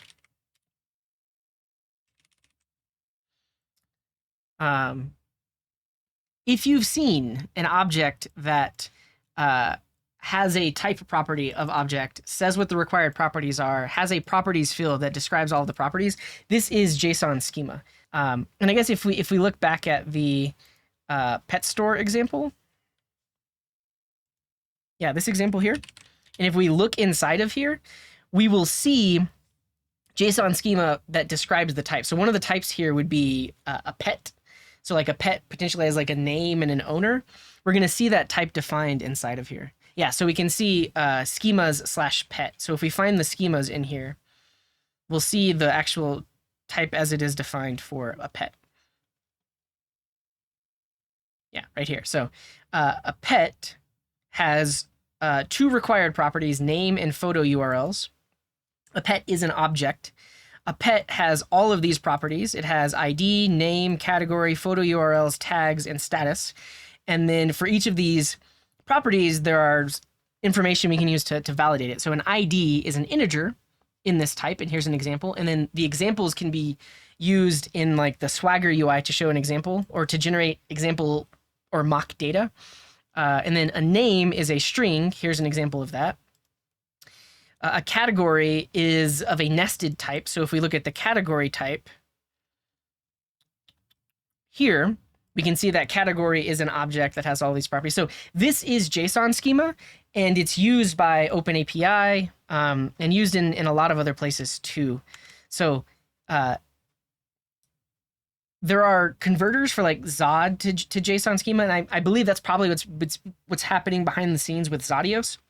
Is they're converting those Zod types into JSON schema so that they can be represented in the OpenAPI spec. But yeah, JSON schema is a thing.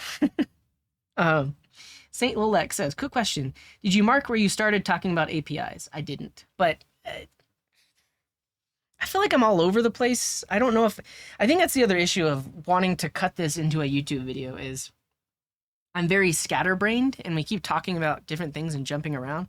So I don't think it will make for a good YouTube video. I think a good YouTube video would be a bit more structured and I have more examples to show. I don't know. I'll look at that, the Bard Kevin. So they said if you are, yeah, we've been talking about this for like almost 2 hours at this point. If you're into functional programming and want something similar to Zod with FP types, I can recommend IOTS. Look it up.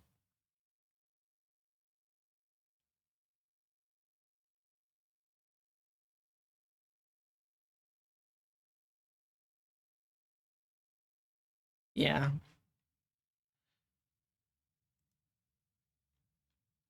Basic usage. We've got our type.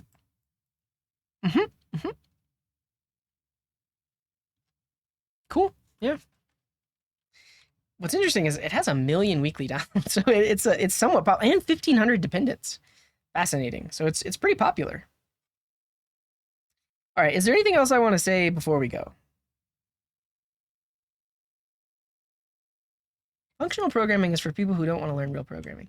Listen, I think in general, I'm just gonna delete your comment because it's very dismissive. I know you're not. I think you're just trying to make a joke.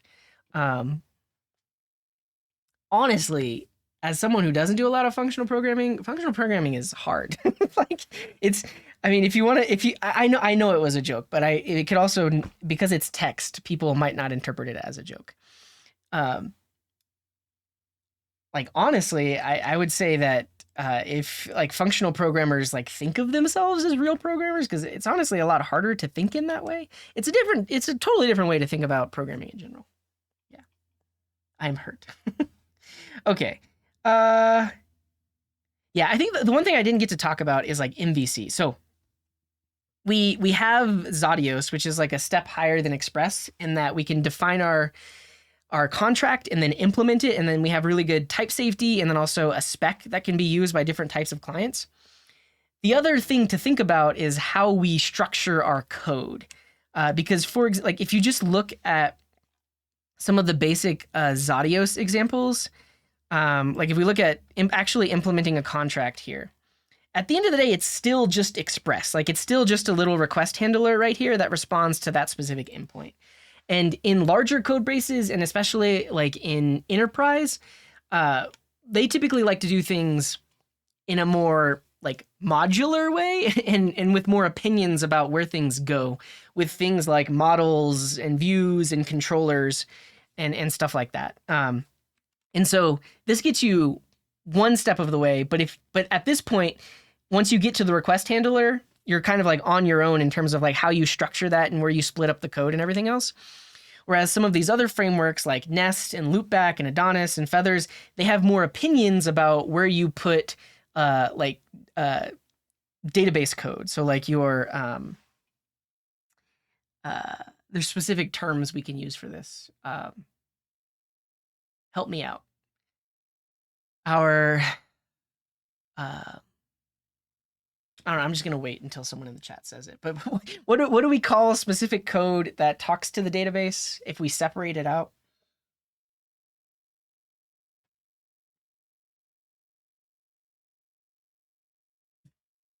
There's an enterprisey term. So ORM is one of them, and model is one of them. Yeah, DAO, a DAO, a data access object. Yeah. And like in DAL, DAL, which is our data access layer. Yeah. So there are more concepts you can bring in terms of how to structure your code. And yeah, DAL or DAL, data access layer, is one way of thinking about it, where like all of your codes that talks to your database goes in one specific spot, and then you never would have direct database code inside of a request handler. You kind of abstract it away into the data access layer. You also have things like services, and services might actually be the thing that talk to your DAO, and then services are called inside of your handler. Potentially, there's a lot of different ways to structure it. But all of that comes down to like code architecture and code organization, which is very different than just the actual spec that you expose to the client. And these frameworks help with that and have opinions about that. Yeah. A contract without contract tests is kind of useless, though, even worse if it's without API docs. Yeah, and so that's why like my goal is to have something that spans the whole thing, right? So not only do you have the contract with the type definitions, you get type errors in your server if you don't implement it in the right way. And then that's potentially going to be less tests you have to write because you have the type errors that tell you whether or not you're implementing the endpoints in the right way. Like basically you don't have to test for like data validation.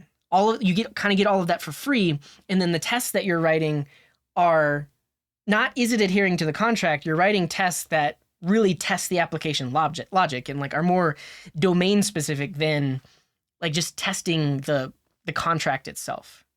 Because if you use a library like this, and you have all of your type checking set up in the right way, that does the testing of the contract for you.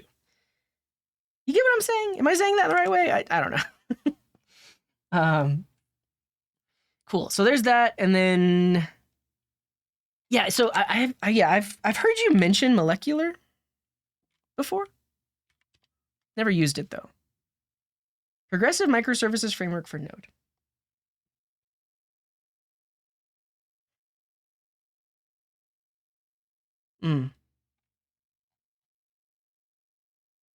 And so I think you would say this is in opposition to things like a data access layer and services and stuff like that, because each thing is its own service. But I'm guessing this has some kind of like contract and type safety there too. Yeah, but someone mentioned it earlier. I don't think I got to talk about it, but basically if your backend isn't JavaScript or TypeScript, an open API spec could be an easy way for you to integrate a web client to whatever your backend is written in, whether it's Java or C# or whatever else. Because if you generate an open API spec and you adhere to a spec, then there's all those tools I mentioned that can actually generate the client-side code for you. Cool. I think that's all I want to talk about. I think just real quick, I'll touch on like gRPC and like where this comes into play here. And you could think of gRPC kind of like open API. Like gRPC is a specification for how we can define our backends or our APIs and our clients that talk to them. And the spec that's created by your backend can be used to automatically generate a client that can talk to that backend. In the same way that if you define it with OpenAPI, you get all of that. So if we look at gRPC, we can look at like the node version. And yeah, they have a specific syntax called proto. And you basically, this is like your, in a way, this is like your OpenAPI spec, where you say, I have a service that has these methods that responds with these types. You define that here, and then you can actually implement it with whatever. In this case, this is how you would implement it with node.js, is you would implement those methods. And I don't think this has like TypeScript examples, but there's probably somebody that's done something with TypeScript where you can take a proto file, generate TypeScript types, and then use those TypeScript types when you're implementing your backend code here. But the other aspect of this is now that you've defined this proto file, it can be used to generate a client.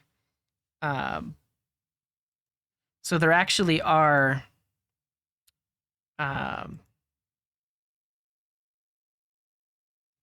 generators where you can pass it a proto file and it will actually generate the client code. So that's how this is similar.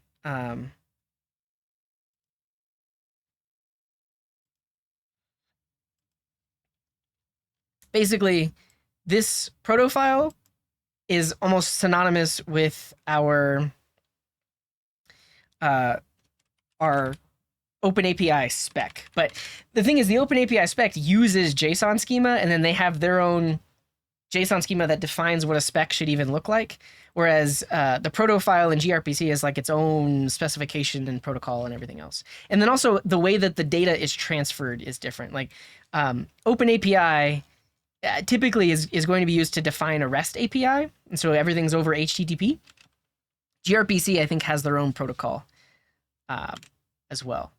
But I guess what I didn't mention is like this, even though this spec is defined with JSON, this literally just describes the API. It doesn't actually implement it. So anyone can take this spec and implement it in their own specific language or framework. So you could implement this API with Node.js and Express, or you could implement it with C#.NET and .NET Web API, or you could implement it with Java Spring.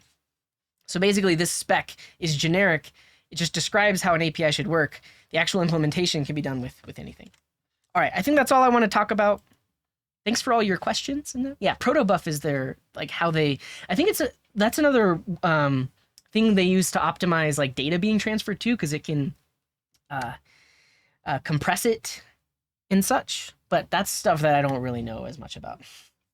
Oh yeah, you're totally right. I didn't look at those two things, but I don't think I have the time. I'm gonna go now. But I guess when I saw RAML, I was like, why wouldn't we just use OpenAPI? Why do we define a whole other spec? I'd be interested to see like what's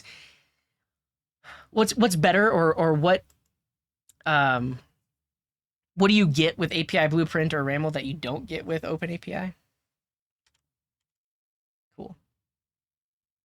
Yeah, and oh no.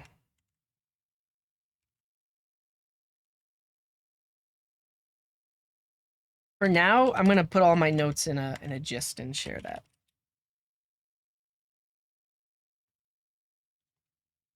Yeah, why is there another standard? I mean, if I had to pick right now, I would I would choose OpenAPI. It's the thing that's been around for the longest. It's like extremely standardized. Yeah.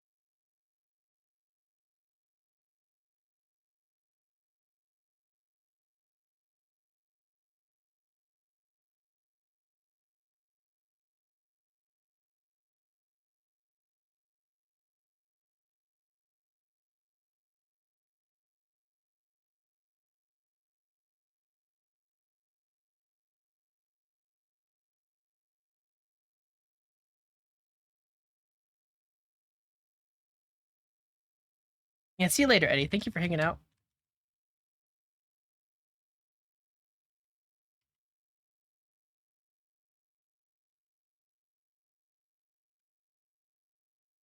And see us, Walks. Thanks for hanging around. I saw you came in with the raid.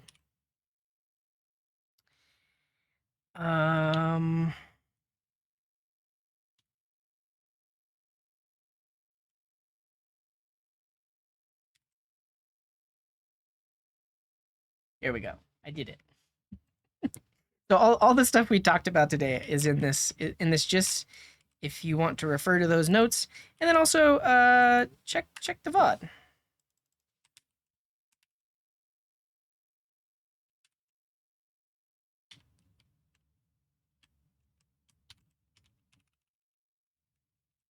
There we go. No, I'm getting out of here. I've been live for 4 hours, 4 whole hours. But check the schedule. I'll be live on Monday. We'll just be doing a code Q&A. So we'll talk about random code stuff and answer any questions you have. Sully, thank you very much for that tier 1. So yeah, check the calendar. I'll be live on Monday, and then also we'll pick up listed on Friday, next Friday. And also join the Discord. And if you're already in the Discord, participate in our new discussions that we're having. So we created this channel called Daily Stand Up. And the whole point of this, you can read the description, but it's basically every day go in here, post what did you do yesterday, what are you going to do today, and what do you have any blockers on. It's possible that no one will respond to you, but it's nice to kind of like get your name out there so people can see that you're active in the Discord. And also it might start some conversations. And if you have blockers that you might need help on, that might get you to add something in the help forum to get more help and stuff like that. So that's Daily Stand Up. I'm going to be doing it every day. Just post a message. What am I going to be doing? What did I work on yesterday? What am I going to do today? What blockers do I have? Yeah, and then Stefan kind of inspired this idea. So if you look in the general channel, over like the history of the general channel, Stefan has just been telling us every day, even if no one responds, so we're like, this is what I'm doing today. And I'm like, that's awesome. We should all do that. So yesterday, Stefan completed Westboss JavaScript 30 day 28. Today, I completed day 29 and also presented my first project. Nice, Stefan. Glad to hear it. So yeah, check out Daily Stand Up. And then also, we are starting a weekly discussion. So every week we're going to have a discussion thread where we talk about some interesting or relevant topic. The discussion topic for this week is there is a trend to move apps, logic, and rendering back to the backend. Things like React Server components, meta frameworks, include things like server-side rendering, frameworks like HTMX. What do you think of this? Is it a good trend? Is it a bad trend? Do you not care? Let us know. So we've just started some back and forth convo on that specific topic. If you have any opinions or you want to respond in there, feel free. And then also, if you have any ideas for topics to discuss going forward, you can throw them in this thread. The last piece is if you are watching this VOD later, or even if you're watching it right now, and interesting things happened during the VOD you think we should share them in the Discord. So we have this thread. Any interesting clips from today's stream or any other past stream from this month, share them there. That will help us figure out what YouTube content to make. And then also we're going to do a roundup at the end of every month with all of the top clips. And you'll get credited if you made one of the clips. So yeah, that's my spiel. Join the Discord. And also join the mailing list. And Habiton, thank you for the tier 1. I appreciate that. So we have a mailing list. I send out go live notifications. I also send out a weekly update.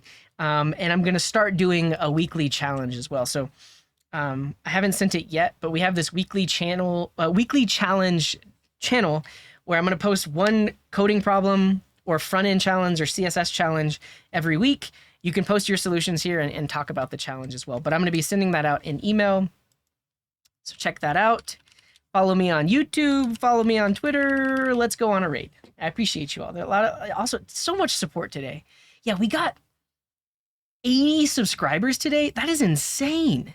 Absolutely insane. Thank you for all the subs, all the gifts, all the bits. Thank you. Thank you. Let's go on a raid. Alrighty, everyone. Wherever you are in the world, have a wonderful morning, afternoon, evening, or night. And until next time, here is this.